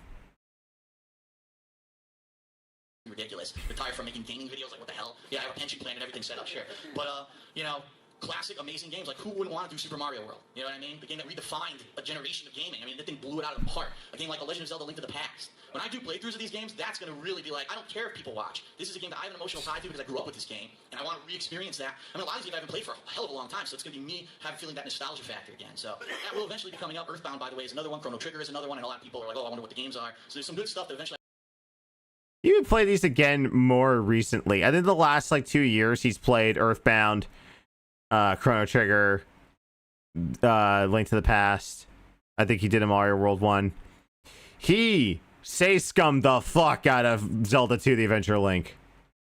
And Mario 2. Holy fuck. If I can find that This Is How You Don't plays on that, and if there's a scum saver counter, yeah, that will be a treat to watch. But never forget that near the end of Earthbound and his Earthbound playthrough, that's when Stream Elements kicked him out and said, oh yeah, we just realized you're a racist piece of shit. We don't want you to receive money from your fans to this method. So have fun manually checking your PayPal account every 2 seconds to see if you get money. I will be doing. I hope that answers your question. Yes. Yes, tonight. Tonight. We'll do it live. I don't even know what Panda said. On the microphone. Very good. All right. Any other questions, anybody? Yes, sir. When you went to direct capture, I wasn't worried about your audio or your video, I was still gonna watch it because I liked it. But one thing I missed is you actually like putting your hands inside the, like putting your hands in front of the camera, in reference to Heavy Rain, Falcon Punch. Right. That kid asked another question. Is there no one else asking questions? Just a comment. Okay. So I understood that. I knew that when I was changing the method that I was going to be doing my content, that it was a big risk. And I'll be honest, there are people, yes, I can't believe it, but there are people out there who said, you upgraded from a lower quality to a higher quality format? Screw you, I'm never watching your videos again. I was like, what? Like, I'm giving you better, and you leave. Like, better. The thing is, I understand, okay, my content up until literally 3.5 months ago was the same thing. You knew when you watched the Darksydephil video exactly what it was going to look like, what it was going to sound like, because I pretty much stuck to the same equipment almost the entire time that I have been around. So I can understand that people would be upset or disappointed or whatever. And you are absolutely right. That's probably out of the negatives that I would say going from direct capture, besides the fact that it costs a lot of money and it's a pain in the ass to consistently get the equipment to work the way you want it to, that is definitely probably the top of the list of one of the things I can't, do. As someone who's been using capture devices literally for like the last 15 years. I mean, that's exaggerating. I honestly don't remember when I got my Hapaj HD PVR, but as someone that's been doing this for quite a while, no, this software is not hard, Phil. It's like, and it's so much easier to learn now. It really is. Like, there's so little things you have to do. You're just stupid. Pantomime in front of the camera with my hands, or what's going to happen when I'm doing one of these. And for example, if you remember the Alan Wake playthrough, where in the very beginning my power went out, and you're like, whoa, the power just like went out of nowhere. It's crazy. What exactly? You won't be able to see it. So all you're going to see, the video will go and cut out. So it stinks, and that does disappoint me a lot. That I will be losing that. But at the same time, I am very happy that many people have stuck in there. They've been adapted to the changes. I know my voice sounds very different in the videos. I completely understand that. There really is no way to get that whole microphone from my camera to translate into a direct capture. I've tried. I've moved the mic further away from me. I've moved the mic to different places. I've tried different mics. They all sound that kind of it sounds like I'm in your face. You know what I mean? And if I start to rage, it's like boom, boom, boom, boom, and it blows your speakers out. I got so many complaints from people in headphones who say that they're now deaf and they're suing me very shortly. I don't know back then if like audio filters were a thing, but is he treating it like DOS? Basically, like he has to have everything explained to him as a child. It's pretty dumb. Like, his fans are also the ones that have to like tell him to use mic filters and shit like that. Because when I rage very loudly. So I do apologize for that, but it was a necessary evil. I always knew it had to happen. I just didn't know when it was going to happen. And now I'm kind of happy that I'm doing it because, like I said, the live streaming is a huge asset. Later this year, when it comes to the new consoles, people are going to say, oh, better graphics. Everything's better. We want to see that. We don't want to be seeing it through the eyes of a camera. That like me. Showing off, the full capabilities of the new systems. And so I completely understand that. So that's how I really feel about it. I apologize. Honestly, Woody, I think if we got you equipment I think that the benefits to stream, the negative things that we've kind of maybe I think you would be okay. You can add stuff in, you blow it, things like that can edit it. Oh yeah, the Adam Sandler clips, everyone loves that. Put that in there, or the Get On With It clip from Monty Python. People love that kind of stuff. So it's different, but it's new, and I think that it's refreshing too. That it's not always just the same thing I've been doing. So I did. Yeah, DSP tries it. Can we go to my vlog channel? Play one. There's one right there. You can't play it. You can't play it because there's no internet. Right. Doesn't work in here. But yeah, I brought it back earlier this year. That was one of the big changes when I announced that when I was going to make this vlogs only channel, that I was going to have a return to some of the classic series that I had from my old vlog channel from 3 years ago. And that is one of the most popular series on that channel, by the way. And yes, I am eating fast food, but people need to understand that's not all I eat. You know what I mean? Like, I put out yes, it is. Tries it a week at the most. People are like, "Oh, you're not 400 pounds and have cholesterol issues." It's like, do you really think I sat there and ate the whole pizza in one sitting? And I do that every day? Like, what are you, out of your mind? So no. I mean, I did bring it back. A couple other things. Ask the King is now actually a live stream that I do, where I actually take questions from the people in the stream chat. That was a cool change that I did. And in the future, I think maybe there'll be some other things. The Hateful Truth is now over on this channel. That's my game review series, if anyone isn't familiar with that. And a few other things. The Weekend Preview has been moved over. Things were moved over earlier this year, which is why we haven't seen them in a while. That's probably why. And I apologize if you weren't aware that there was a shift of those vlog videos to this channel, but that is where you can find them from now on. What about Holy Cooking with the King? Holy Cooking with the King, I said this before, is a series that it was something that when I was kind of relying on my partner channel on YouTube to make money for me. It used to be my old vlog channel, The King of Hate HD, okay? It wasn't, my gaming wasn't making me any money, it was my partner channel, which was only partnered because there was no game footage on it. At that point, YouTube wouldn't even partner any channels that had gameplay footage on it. So, oh, God forbid. As a way to branch out and to have additional content on that channel. I think that series ran its course to the point where I literally probably cooked every single meal I could possibly make without looking like an idiot. Or using a cookbook. And the point is, the series was me showing you things that I cook, not me cooking out of a cookbook. So that wouldn't have really been in the spirit of the series. And no, stop laughing. I'm not going to cook out of a cookbook and put a chef hat on and look like an idiot. That's not the point of the content that I put out. Why not? What do we have for dinner tonight, by the way? I don't know. You decide that right now in front of everyone? Tacos? Barbecue. All right. All right. Any other questions? Barbecue? In the back right there. Have you met anybody in the industry? I mean, that makes the games as a result of the It's a good question, and the bottom line is it's who you know. I know nobody. The only person who I even really know in the gaming industry is Seth Killian. You might be familiar. He used to be the community manager of Capcom, or the community head of Capcom, where he was like the interactive person who talked to the fans. And he has since moved on. He now works for Sony. He was one of the big guys working behind the scenes with PlayStation All-Stars Battle Royale. The reason I know him, he's a pro fighting game player like I used to be. So we're kind of both in the same boat where we did it to a point and we realized we got to cut it off and move on with our lives and do something else. So I know him personally. I have his phone number. I talk to him every once in a while. But outside of that, I really don't. I'm pressing X to doubt on that. Yes, there is footage of you fighting him at some tournaments. But that's like me saying that I know Denise Crosby from Star Trek Next Generation because I bumped into her at a convention. No. No, Phil, you're not a pro. You got 4th place in Evo. That's something, right? Wrong. Now he'll hold on to that for the rest of his life. I will say that, like, if anyone ever has any curiosity in trying to watch Phil play Street Fighter, try to avoid his daily craps and also his pre-show podcasts. When he talks about Street Fighter, he so much wants to be like Max and Justin, where he talks knowledge and you believe what he says, but he's just spouting out words and it drowns out, and it's just like, you have no idea what the fuck you're talking about. I'd like to meet Denise Crosby. I never actually met her. She was just like right in front of my face.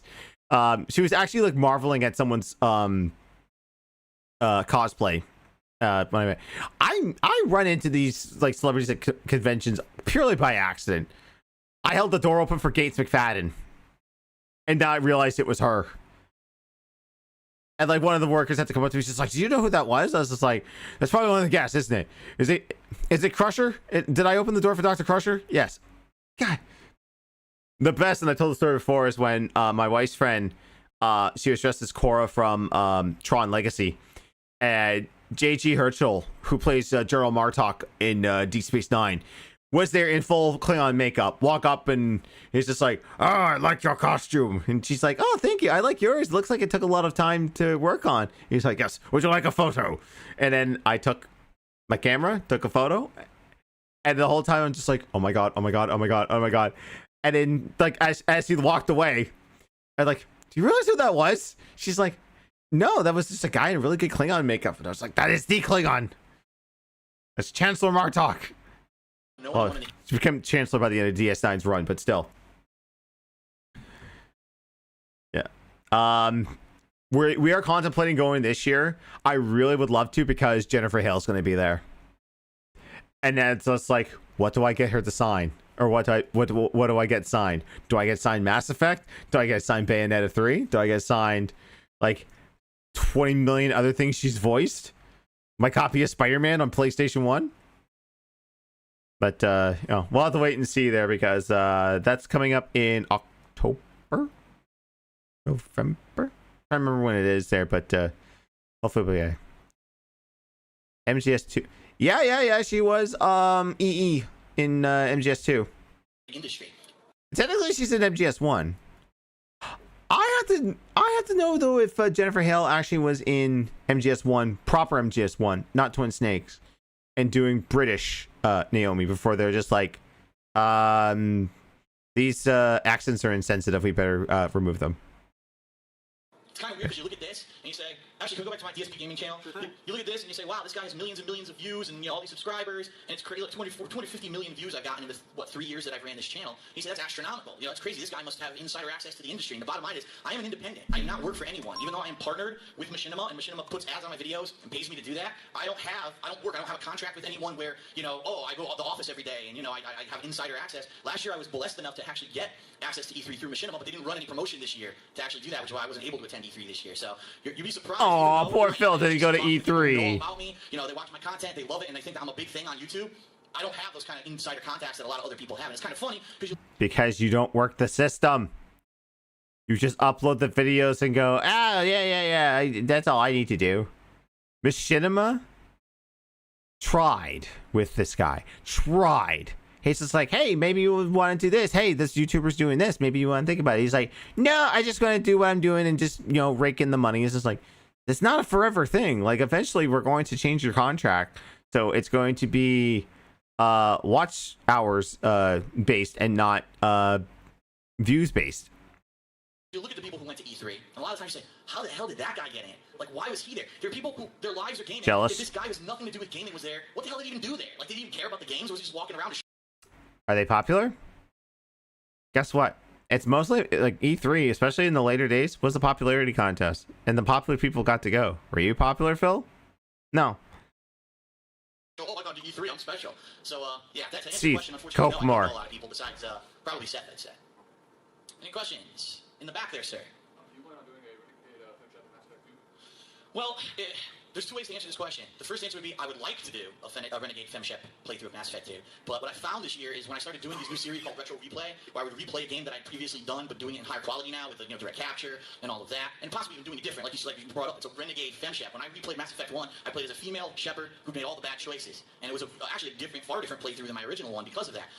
It's going to depend on if people want to see it. Because, as you know, I've been putting out polls recently to see if there's downtime, if there's no new games to play, what do you want to see me play? Oh my god. I don't know what it is. But people just don't want to participate in that kind of stuff a lot of the time. They're like, well, I really want to see you play this game. I'll spam the comments of all of your videos for the next 6 months telling you I want to see you play it, but then they don't vote for it. When I put out a poll and I make that a candidate. And that's actually what's happening. Because you take too fucking long. Even back then, like, oh my god, this is 10 years ago. You're asking people for opinions, and then you take forever for to do the thing, and then they go, oh, this is your instant gratification argument. Like, people want to be instantly gratified. If you're not going to instantly gratify them, they're going to fuck off and move on. He just doesn't, even back then, he doesn't understand this. It's like, well, I'm doing the thing you asked me for. It's like, yes, it's like 6 months ago, though. Well, fuck you. I've had enough of your swine insinuation. Yeah. Only Renegade option I'll do, except when I'm doing Mass Effect 2 Insanity playthrough, I will short out the text so that the ship is weaker. That's the only other Renegade option I'll do. With a couple games like Devil May Cry 3. Oh my god, people going nuts. Play Devil May Cry 3, play. I put out the poll, comes in like 4th. Like, well then obviously what it is, it's the vocal minority. So really what it's going to depend on for me is if I choose to do it and just say, screw it, I'm doing it, regardless if people vote for it or not. I'm interested in it. At this time, I have no plans for it, but it's definitely a good candidate. And a lot of people have actually brought up the point that Mass Effect 2, if you do it as like a Renegade playthrough, is way different than if you did it as the Paragon playthrough or whatever. And they think it would be more entertaining for me to play 2 than when I played 1. So it's a possibility of something coming up in the future. I don't want to make any promises, but it's definitely on my kind of to-do list when I'm considering games for downtime. Yes, sir. I heard you mention recently on your vlog channel that you were watching Breaking Bad and you finished season 4. Yes. Have you started watching season 5 yet? No. I actually just got season 5 last week. Looking forward to watching it. I kind of don't want to watch it right away because, number one, I just watched like a whole season or multiple seasons of it. The hell was that? Oh, no. Somebody punching the balls or something out there. But what I want to do is kind of space it out so I can watch season 5, and I know the new season is the final season, and so I may actually like pan it out so I can watch season 5, it's done, and then maybe watch season 6. We'll have to see. But I love the show. It's really good. Yeah, I just finished watching season 5, so. Sir, the redhead? SGC would like to fully suggest that you do Earthbound pretty soon for the retro replays. Okay. Now, am I mistaken, or did they announce that Earthbound is coming out again in HD or something? Are they redoing it, or is it re-released? It's just going to be emulated. It's already. They're just emulating HBU. They're emulating the ROM. But what's funny is that there's an ad on the wall with the sprites, the 4 main characters, but all they show is the tablet. They don't show the actual set-top box. So anybody that sees that is going to think, oh, that is the Wii U. I mean, they just show the tablet controller, All right. Well, what I might say to answer this question is I definitely want to do it. It's one of my favorite role-playing games of all time. It's one of the quirkiest games ever made. I think the playthrough would be hilarious for people who get that. You know what I mean? There's some people that are just not going to like JRPGs. I understand that. But they just don't like you. I love it. One of the major reasons I haven't considered it is because I don't have it. I do not have a copy of it. Now, I know you can emulate it. I do prefer to kind of, I like to feel, I'm playing it on the SNES pad, you know what I mean? Same controls from back in the day, and I'm really enjoying it. I like that feeling. I'm playing it on the original console, and I do have an SNES. However, what I found is it's actually kind of hard to do capturing from those systems because of audio. Like, the audio is different than like modern systems, so it may just come down to a point where I have to play the emulated version. Let's put it that way. I definitely, it's on Different my list. than Like, it's actually on my gaming bucket list. What are you I actually talking haven't done it at this about? point. I'm not going to make a promise, but what I can say is this. Looking at this summer, it looks like it's going to be really boring for content like that, in particular, so Phil definitely one that's... I'm sorry. I'm very sorry, Fred. But I'm a gamer too, and I like to play all new releases, anything. But if I play new releases, I'm taking time away from increasing my skills in like Marvel or Tekken. Is there any kind of medium? Because if I go off like 2 weeks without playing Tekken or whatever, I have to warm up somehow. I completely understand what you're saying because, as I mentioned, those years when I was competitive in Street Fighter, I missed out on gaming. Like games. Yeah. So it's yeah. You missed out on gaming. Who cares? What I would say is, what you need to do, and I talked about this earlier, is find a balance. Meaning, you do it to the point where you're having fun doing it, but you're not taking away from the other things that you would love to have fun doing as well. It's well and good that you put lots of time into fighting games, to make sure that that's what you want to do, and you're not doing it because you're addicted to it, because that was another thing. At one point, I think I really was kind of addicted to it. This is just what I do for my hobby. I have to do it, and you need to draw the line and say, no, there's other things out there. You have to have time management skills. Don't put yourself outside into a financial hole doing it. I spent years traveling on credit cards. That is the worst thing you could possibly do, because you will have thousands of dollars in debt that you can't pay off, and you're like, what the hell did I do to myself? And let's be honest, how many of us can really be top-level tournament champions? It's funny when you look at the people who win the tournaments, it's always the same people. It's the people who've been around the block. They know that they've lived that life for years. So it's good to aspire to. It's a cool thing. Wow, I'm really good at competitive gaming. But understand that that's not everything. That you have to have that balance, and don't do it to the point where you end up killing yourself over it. Yeah, I think it's stressful when it just feels like work instead of like And you're absolutely correct. The point when it starts feeling like work is when you need to draw that line. Because remember, people who are those top-level tournament players, that is their job. It really is a job for them, and that's how they become that good, by putting in the kind of time and dedication, and you don't want to do that. Well, no wonder he's a beggar. Anybody else? Final question, because I think we're running out of time, actually. We've got 1 minute. Excellent. Okay. Yes, sir. Kind of different questions. How long have you and John and OJ known each other? And the second question is, how did you and Diana meet? John, I've known through Street Fighter circles. We actually had a mutual friend. Okay. We gotta slow this down, because he asked, how did you and Panda meet? Because this has become pertinent lately. It was Tony. Wait, Tony Barnhill, shout out. Me. Yeah, it's all about. And he was a competitive gamer as well. And I knew Tony through games like Capcom vs. SNK 2, Marvel vs. Capcom 2. But I always loved Super Street Fighter 2 Turbo. And one day we went over to John's house, because John actually liked the game too. And I started playing it with him. And then all of a sudden we were like, well, that's cool. It's kind of like someone who has a mutual kind of interest. Let's travel to tournaments together. So we started carpooling and doing that kind of stuff. And the rest is kind of history. Kind of branched out into everything rather than just Street Fighter. In fact, we're both kind of burnt out on Street Fighter right now, so we just enjoy doing other things. Yes. I have that, yes. Yes. OJ, I didn't meet until, through John. OJ is a very close friend, an old friend of John's. Yeah, and then unfortunately, we were introduced, and now you have to deal with me. Instead of just him. No, OJ was my neighbor. We were growing up. Right. Yes, we went for some time. Well, it was funny. We're very close. Well, I met him on the school bus one day. I guess he usually didn't take the bus or something weird like that. We never spoke ever. And then I was talking with another friend of mine about video games, and then one of us was just like, wait, you like video games? I like video games too. What a surprise. So we're all together because of games. I like video games. Because of games. That's right. All because of games. And I met Leanna through games because she was actually a fan of me on YouTube. I'd like to answer this question. Okay, now let's not spill your cup.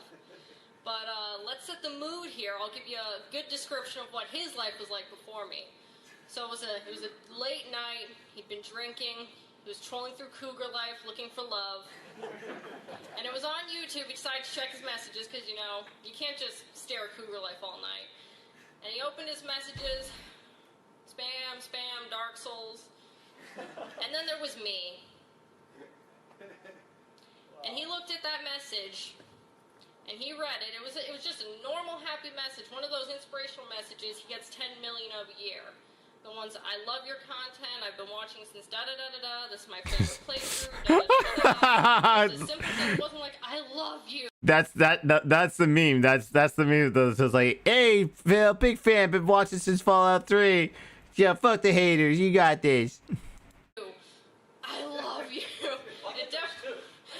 He does get those, but it was nothing creepy like that, and my picture at the time was just a little picture of me when my hair was super short, as people remember, and he looked at that icon, and then he clicked back to Cougar Life, and he closed his account.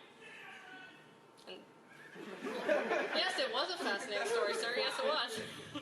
And then he started sending me messages, and after 2 days of obsessively stalking me, I said, fine, I have to deal with this. You want to give your version of it? And that's when I canceled my Brazzers.com account.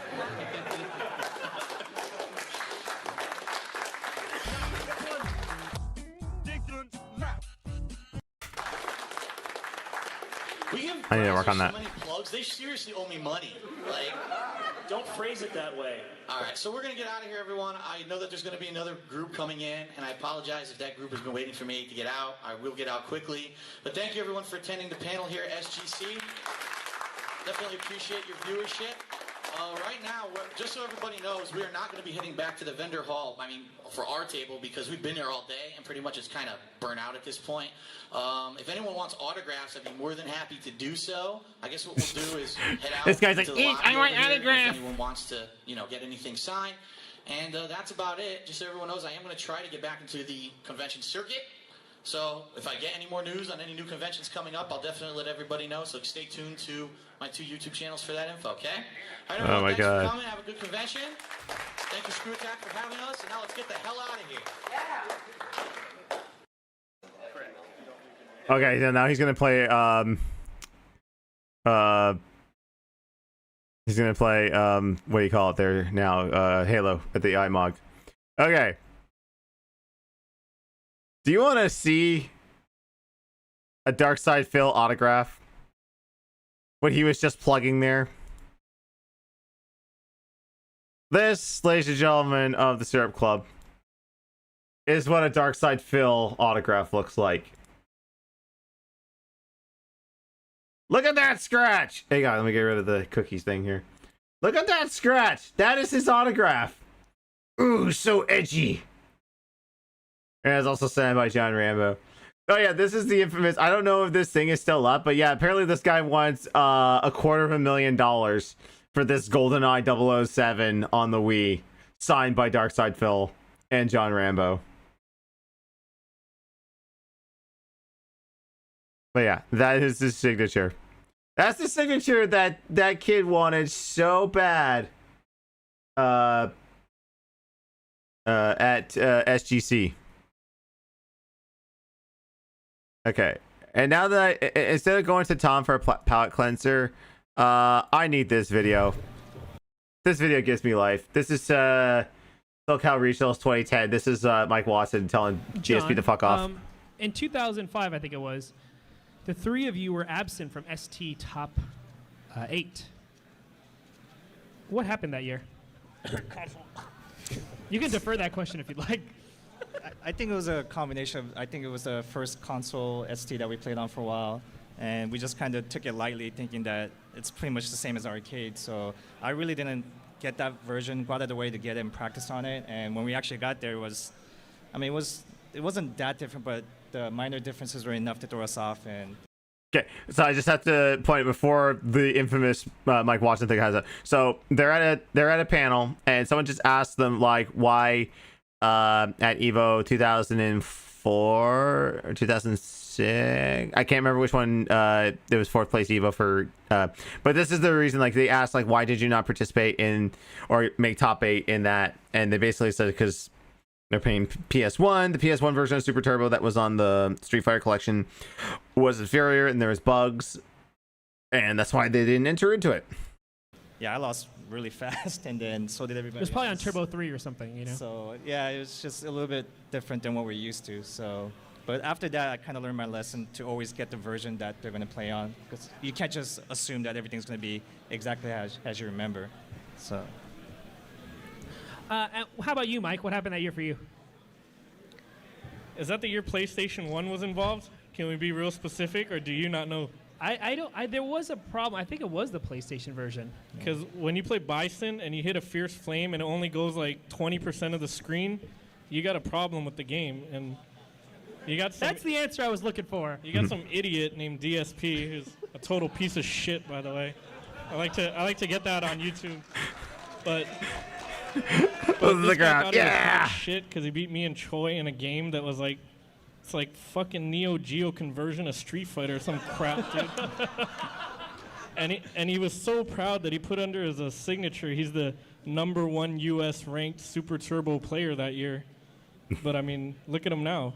I mean, he's just... No, he's got 20,000 subscribers on YouTube. 20,000 idiots are subscribed to him. That's great. Congratulations. Congratulations with your YouTube channel, and hope you enjoy your life, bro. I mean... God, I love that. Okay, let's go to, okay, we're almost done. We're in the home stretch. Oh god, this is 10 minutes. I don't know if I can watch 10 minutes of him playing Halo. No, you play all. Is there a way to change this? You made today. 1.5 speed. There was, not anymore. I just killed myself. You fell down a hole. You didn't kill yourself, Phil. It's not like that you don't. You can't run in this? Nice. There is no run in this game. Everyone has broken legs in Halo 2. Very serious. I killed someone. Wait, way to go! You killed someone. Good for you, Phil. I like that. You can tell by everyone's faces, like, you can tell who you killed instantly. I don't even know how to throw grenades. You really should have reviewed these controls, but you should Google them. What? Google? I don't use Google. What the fuck are you talking about? Damn it. Oh, they flew the map. They flew to space. This is good. See, and we almost didn't record this. This is I excellent. don't know how to do anything. How do you throw grenades? I just threw a grenade. I don't know how I did it. I threw a grenade. I don't know how I did it. You're in a tournament and you don't think you should learn the game? Fucking Christ. Fucking hell, dude.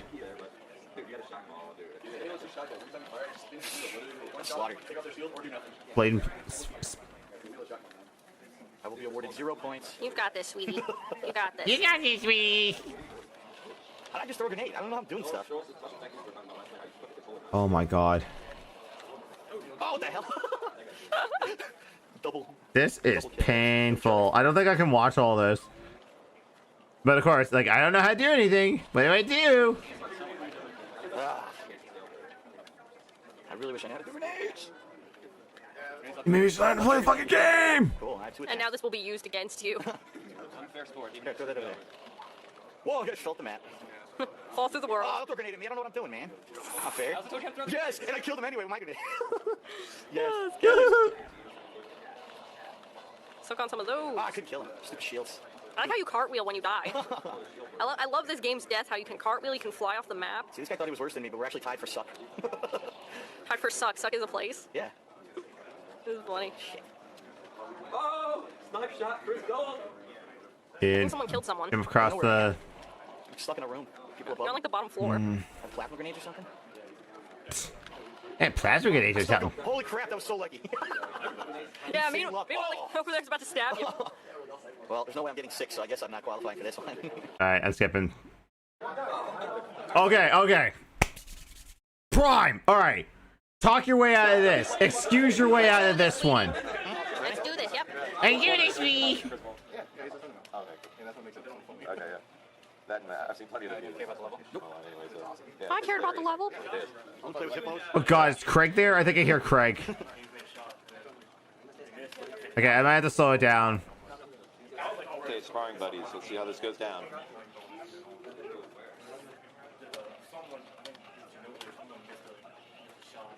I don't know which one Phil's supposed to be. He's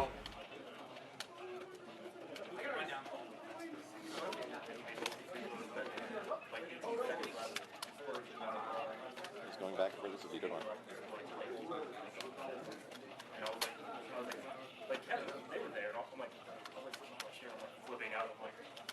I want to say he's Ryu.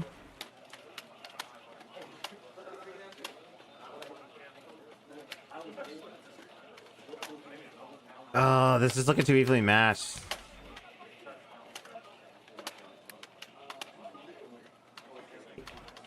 This is so weird to watch him play Street Fighter. Him going like, can't black, can't do nothing.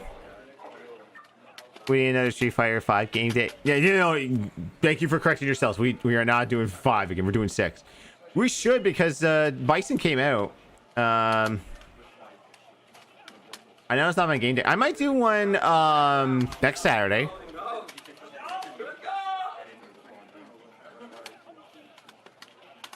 Wow. Oddly's in a real tournament with real people. He's shutting the fuck up.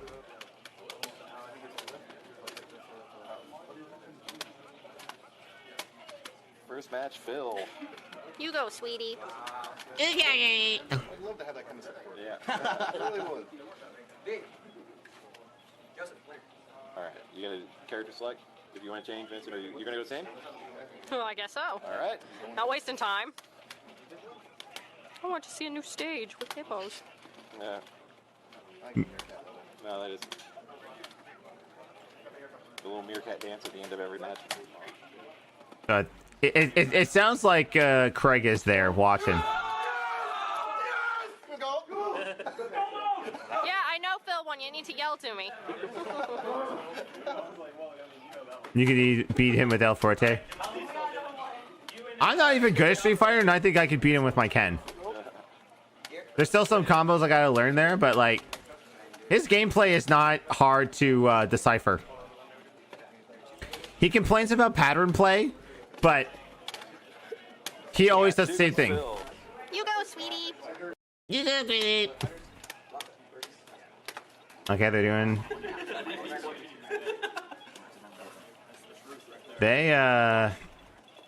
Alright. Check buttons. What are we doing here? Oh, he's taking out Zangief. Sweetie. All day. You go, sweetie. All day. Chris Gold's neighborhood, player.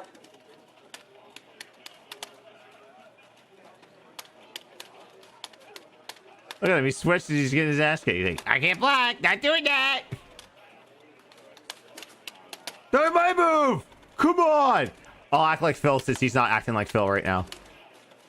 Again!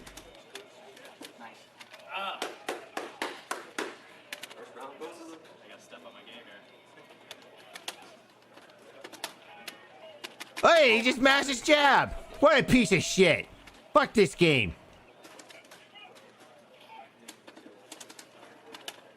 Now I'm mad. Now I'm pissed off. Yeah. Look, he just jumps in, mashes his jab. Nothing I can do. Oh my god! What are you doing? Oh, please perfect him. Oh, please perfect him. Please perfect him. Please perfect him. Please! Please! Yes! And first match goes to Phil. Can I reset? Yes, I'll allow you if you want to. What? Oh, nice. That was Phil? Fuck you. Boo! Boo! So they switched positions. No wonder I didn't hear complaints. No wonder I wasn't hearing complaints because he was winning. Damn it. Still got a perfect KO. I'm surprised he's not gloating, going like, yes! I got a perfect KO. Fucking scrub. I should almost grab one of my fight sticks and do the Phil thing where he slaps it like a baby, like, you can't do that online! What a piece of shit! The answer lies in the heart of battle. Next time on Dragon Ball Z. Come on, Geef. I don't know who you're playing against, but kick his ass.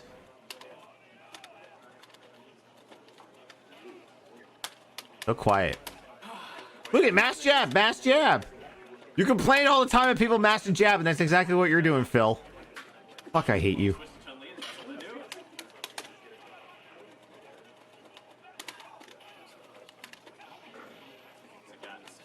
Oh God. Whoa.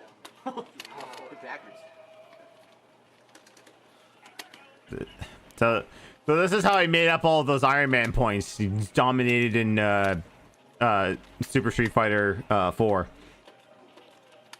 Because like he did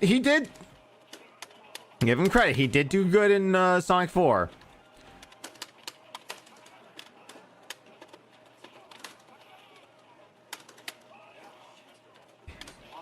Again, he's probably playing someone that is not that great at 4. Watch him play 6, especially this past year. Like his win-loss record is like 40%.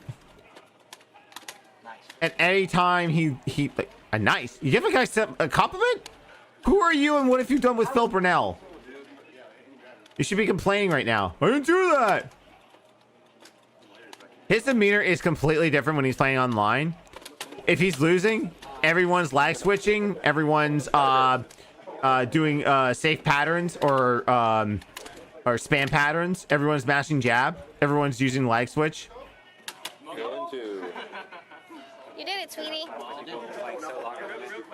You did it, sweetie. How's it feel? Rusty. Well. Oh my God, a Leanna goat laugh. And was that it? Oh no, he's got another round. All right, I'm just gonna skip through.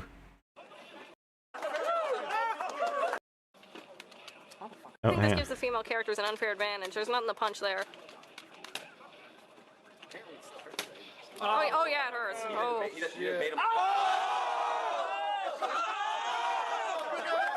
Okay, that was really sweet. If it's a guy just go through anything because he's 7'4", whatever. I got the power. Yeah, way to turn off the power, everyone. Could you shut up, Leanna? Jesus Christ. Okay, I will admit that was a pretty sick move. But I don't know if that... Is Phil still Ryu and he had to switch spots, or is he Sagat? Sagat was top tier in Vanilla 4? That's what I hear.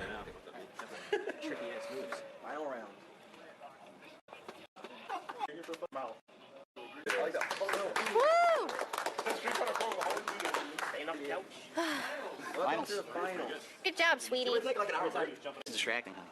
All right, during this match, What, I can't just yell every 5 it's seconds? distracting, honey. Ho ho ho! You got told, bitch. Get the fuck up while I play competitive Street Fighter, Goog. He's probably still Ryu. Yeah. All right, taking bets here. What are the odds? One of my friends. Money roll. 50, man. Yeah. I mean, if he's... Support the Gold Nation. He's supposed to say he's not going to lose. Get everybody their dues. Finals. It's all in fairness. Oh, I forgot. Alright, mirror match.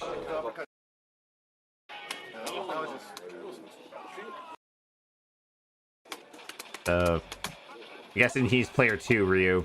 Mirror match is hard to tell. Skip through there. Okay.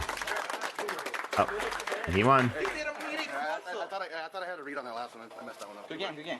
Good job. I didn't blow it. Very good. How's Good game, good it game. feel? We're leaving. Yeah. Yes. How's it feel to win? Answer your girlfriend. How does it feel to win? Alright, we got NBA Jam on Fire Edition. Yeah, mid-game. You have synced player 4. It's 11 minutes. I don't think I'm gonna watch all this, but... Of course, this would be a Craig pick because he plays the NBA Jam. Sucks that the online for this doesn't work anymore. There's 2 parts to this? Yeah. And only one's participating. Oh my god, it's just more. Yeah, we're skipping some of this stuff here.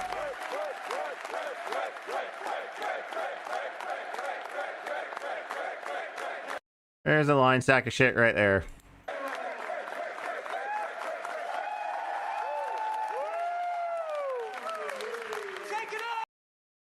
He'll never get this type of adulation ever again.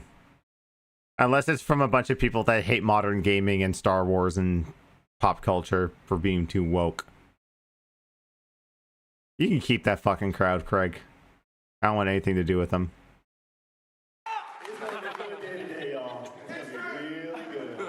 Oh, this is just the announcement of the players. 328 Ironman points, Ryan Flores. In second place, our returning champion is Aaron Flores. Warrior on this, sorry. Currently in 8th place with 186 Ironman points, Matthew Arenas.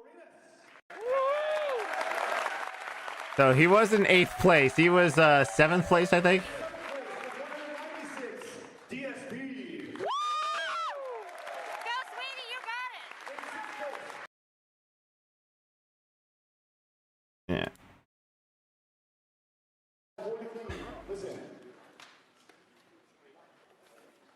Where was the announcement? Oh, no, wait. The announcement was here.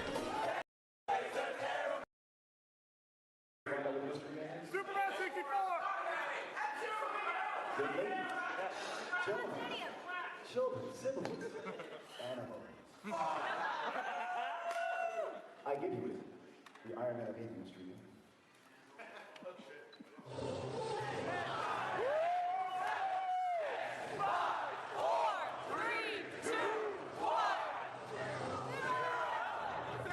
Break the wall down!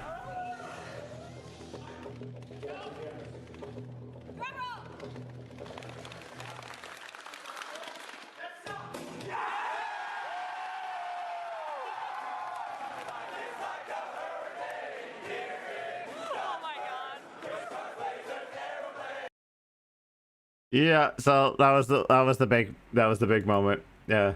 Let's see how Phil does.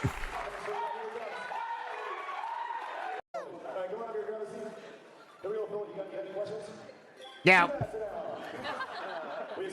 Fuck you. So Phil, in 10 years, I'm gonna ask you if you still play WWE Champions and get you to admit it. Ironman points works just like Mario Kart. Over these 6 games, you get more points for the better you do in the games. Kind of like a decathlon or something like that. I've heard about this thing. So you get more points. You get points. You get 0 points. Where's the win button? I want to push that. I want to win.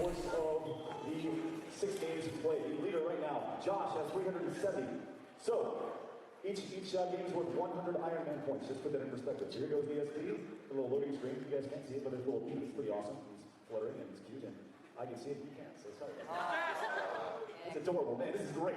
I can see you can't. Fuck you. You got this, sweetie. Your white place, dude. DSP, DSP, DSP, DSP.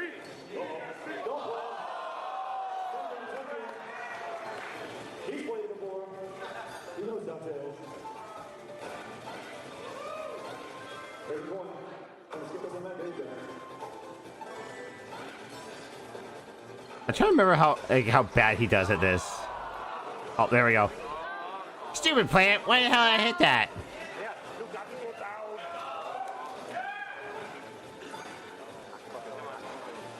Oh my god. Oh my god.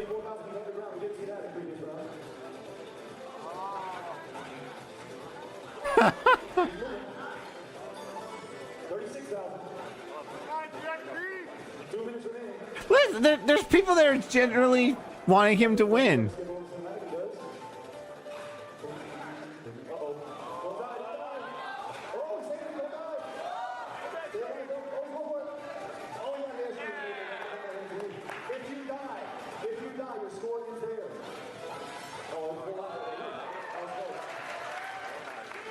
I'm gonna get through all this. Oh man.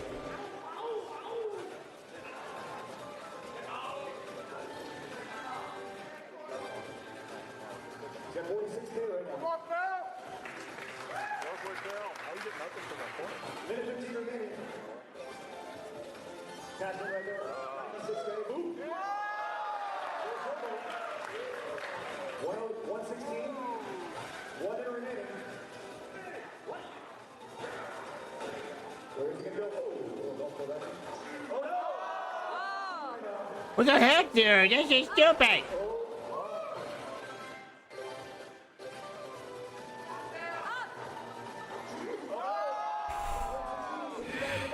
Plant's bad. Plant's bad, Phil.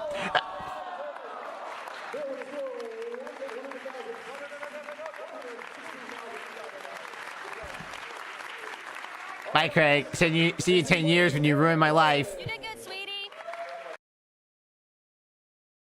So, he did the worst out of all of them. Minus one other person. Because, like, it was like a 6-person round-robin tournament for the next game, right?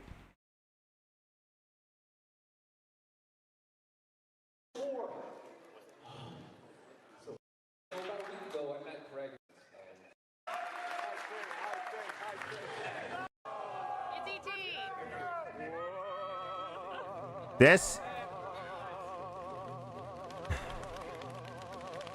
We all know what was coming after this. Well, it says right here.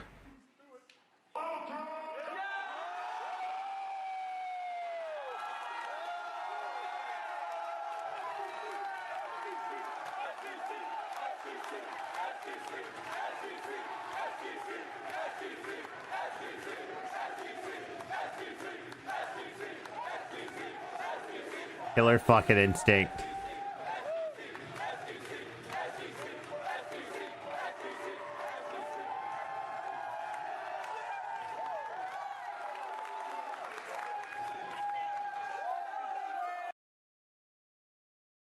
It was awesome, Word Man. And you know what the best thing is? Because he did so shitty at DuckTales, he didn't get to play it.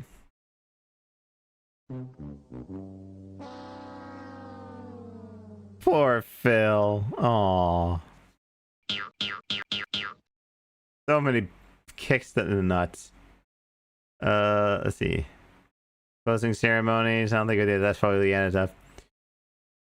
Oh, what did they get for dinner? And they walking around Dallas. All right, I think we're good there. Like I think we're good there. Oh God. I get like as a palate cleanse for the rest of the night. Small Man Productions presents DSP getting hit by football. Ah! You're that bad. The $10,000. It works on so many levels. Roll it again. All right, I'm gonna get a palate cleanse. Watch a little bit more of which is of the Tom panel. I have one last introduction. If you don't know it, you'll soon know it. Hi, Cookie. You gonna say hi to everybody at SGC? Yeah. Since you couldn't be there in person. Swag bird. We'll give him a song. Let's sing for them.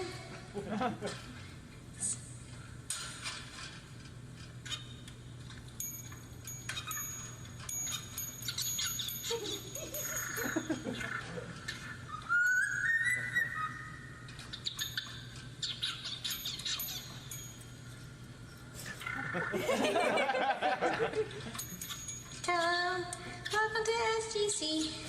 We're gonna be free. We're gonna play video games and sing songs.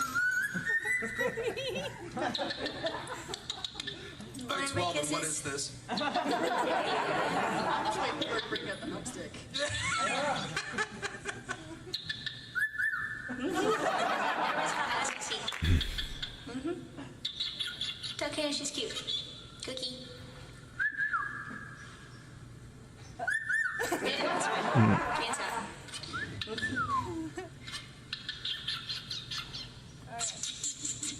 All right, tell everybody goodbye. Say goodbye, Cookie.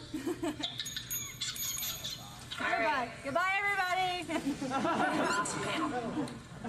Oh yeah. Bam. So There that you is go. Cookie, the swag bird. So, That was a surprise. No one knew about that. yes, not even I knew about that. So in regards to Race to the Finish, what was the game you guys played? We played Super Mario World. And who won? I did. There's like a transfer. There's like a transfer you guys over to a Twitch channel because I don't have anyone live I can send you to. Soundly. Because you could probably play that game with your goddamn eyes closed and your feet tied upside down and hanging from the ceiling fan. Okay. So now. Try that now. So even Oh my. further, it took a while doing because Kanan had the world's worst laptop, and it's no fault of her own. And she was able to finally get, what was it, ZSNES? Yeah, so I know some people don't like to use the dreaded E word, but in regards to streaming on a budget, if you can't afford a Dazzle or anything else, if you use emulators, I know. Tom! I used an emulator. My virgin years! Dirty girl. I'm sorry, what? I get distracted. But yes. Roll call? Go ahead. Do you need a moment? No, I'm good. If you're on a budget, room service for a towel. If you're on a budget, just let people know that you are streaming on an emulator because we love the gaming industry a lot and we support them. But sometimes, yes, we are broke. So just let everybody know I'm streaming on an emulator, but I plan to be legit. It's like being in the mafia. That you're in it to be legit.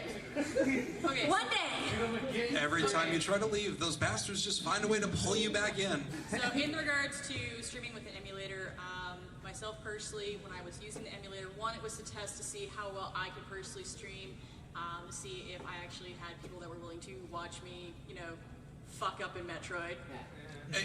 Well, I said that kind of language at Denny's, but not here. Reliable internet. But standardly, when I was emulating, it was games that either A, I have owned at some point in my life, did currently own, or they were never available in North America. It's all about standards. Oop.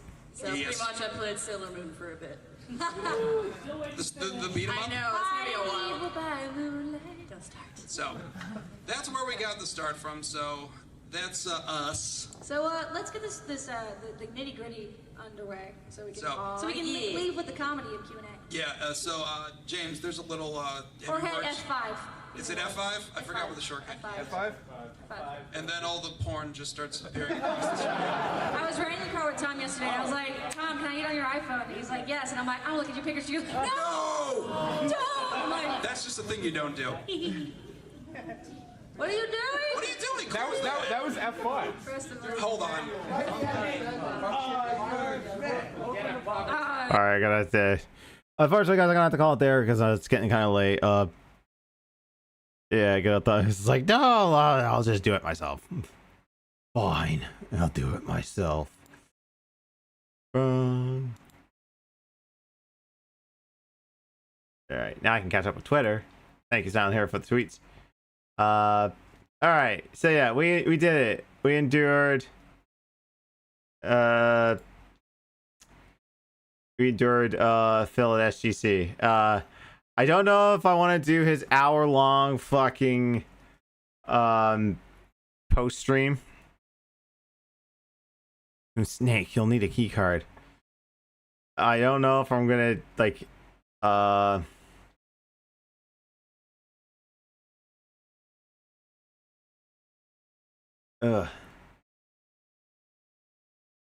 Ooh. Breaking news out of the streamer community. Dr. Disrespect has lost all monetization on his YouTube channel. You cannot pay for memberships nor give super chat or super thanks.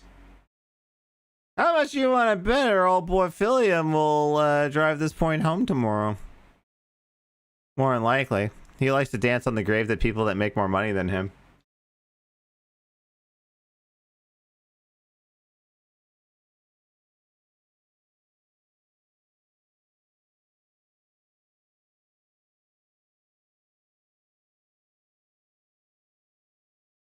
No. Drama alerts reporting that Dr. Disrespect has been in fact been arrested.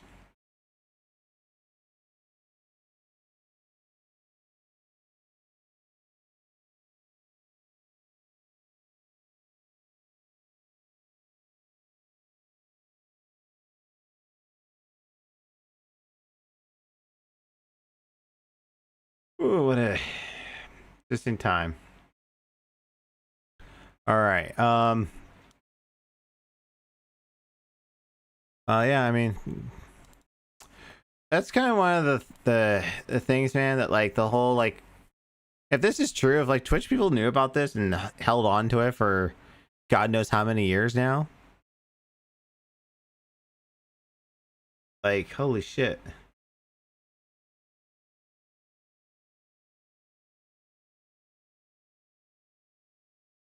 And now I got all this infighting. Like, I swear to God, I thought I blocked Sneeko. And now all this shit's coming up here. Fuck off. I blocked you when you were being a misogynist piece of shit, and now I'm blocking you now. I don't want to hear your tweets. I don't care if other people tweet you. Jesus. Alright, I gotta get off this stuff here. Oh.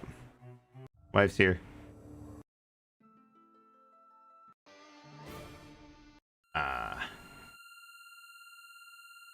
Oh, you don't need. Okay. Okay. You're up a little later than usual. You're usually in bed by now. Working until 9:30. Oh, okay. An extra half an hour. Yep. I'll be back with gameplay at some point there. I mean, this is your weekend off this week, right? Yeah. We want to get back to Fortnite at all? Yes. Okay. So Mel will stream on Twitch and I'll probably stream it here. But thank everyone for hanging out on this. Like, I don't usually do stuff like this. I mean, I haven't done it since April, but I don't know. I might just go watch the rest of the Tom panel on my own there. Yep. All right.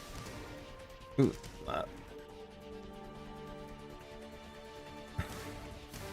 Speaking of Fortnite, I should check and see what's on the store. Oh, now we're done. I'm opening Steam back up and seeing what's on sale. Kinda misspend my money. Not too much of it. I do need to be a responsible adult at some point.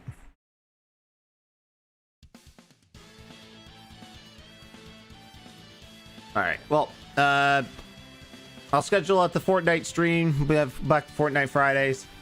Thank y'all for hanging out and chatting, taking down a trip in memory lane, seeing if you appeared on Phil's content or not. Okay, congratulations, Silent Hero. You're immortalized on DSP. I don't know whether to congratulate you or apologize.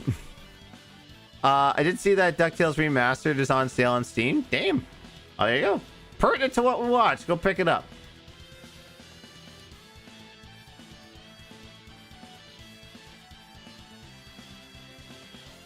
Gravity Circus 35% off. Y'all should pick that up if you don't have it on Switch already. Yeah, there's a bunch of indie games I'm gonna be looking at getting, probably. Alright, everyone have a good night. Thanks for hanging out. Y'all are awesome. Stay safe, and I will talk to you guys all later. Bye-bye.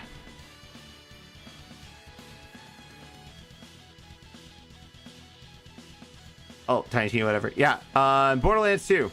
We'll pick it up again and we'll take it. I'll DM you about it. Woody, good night.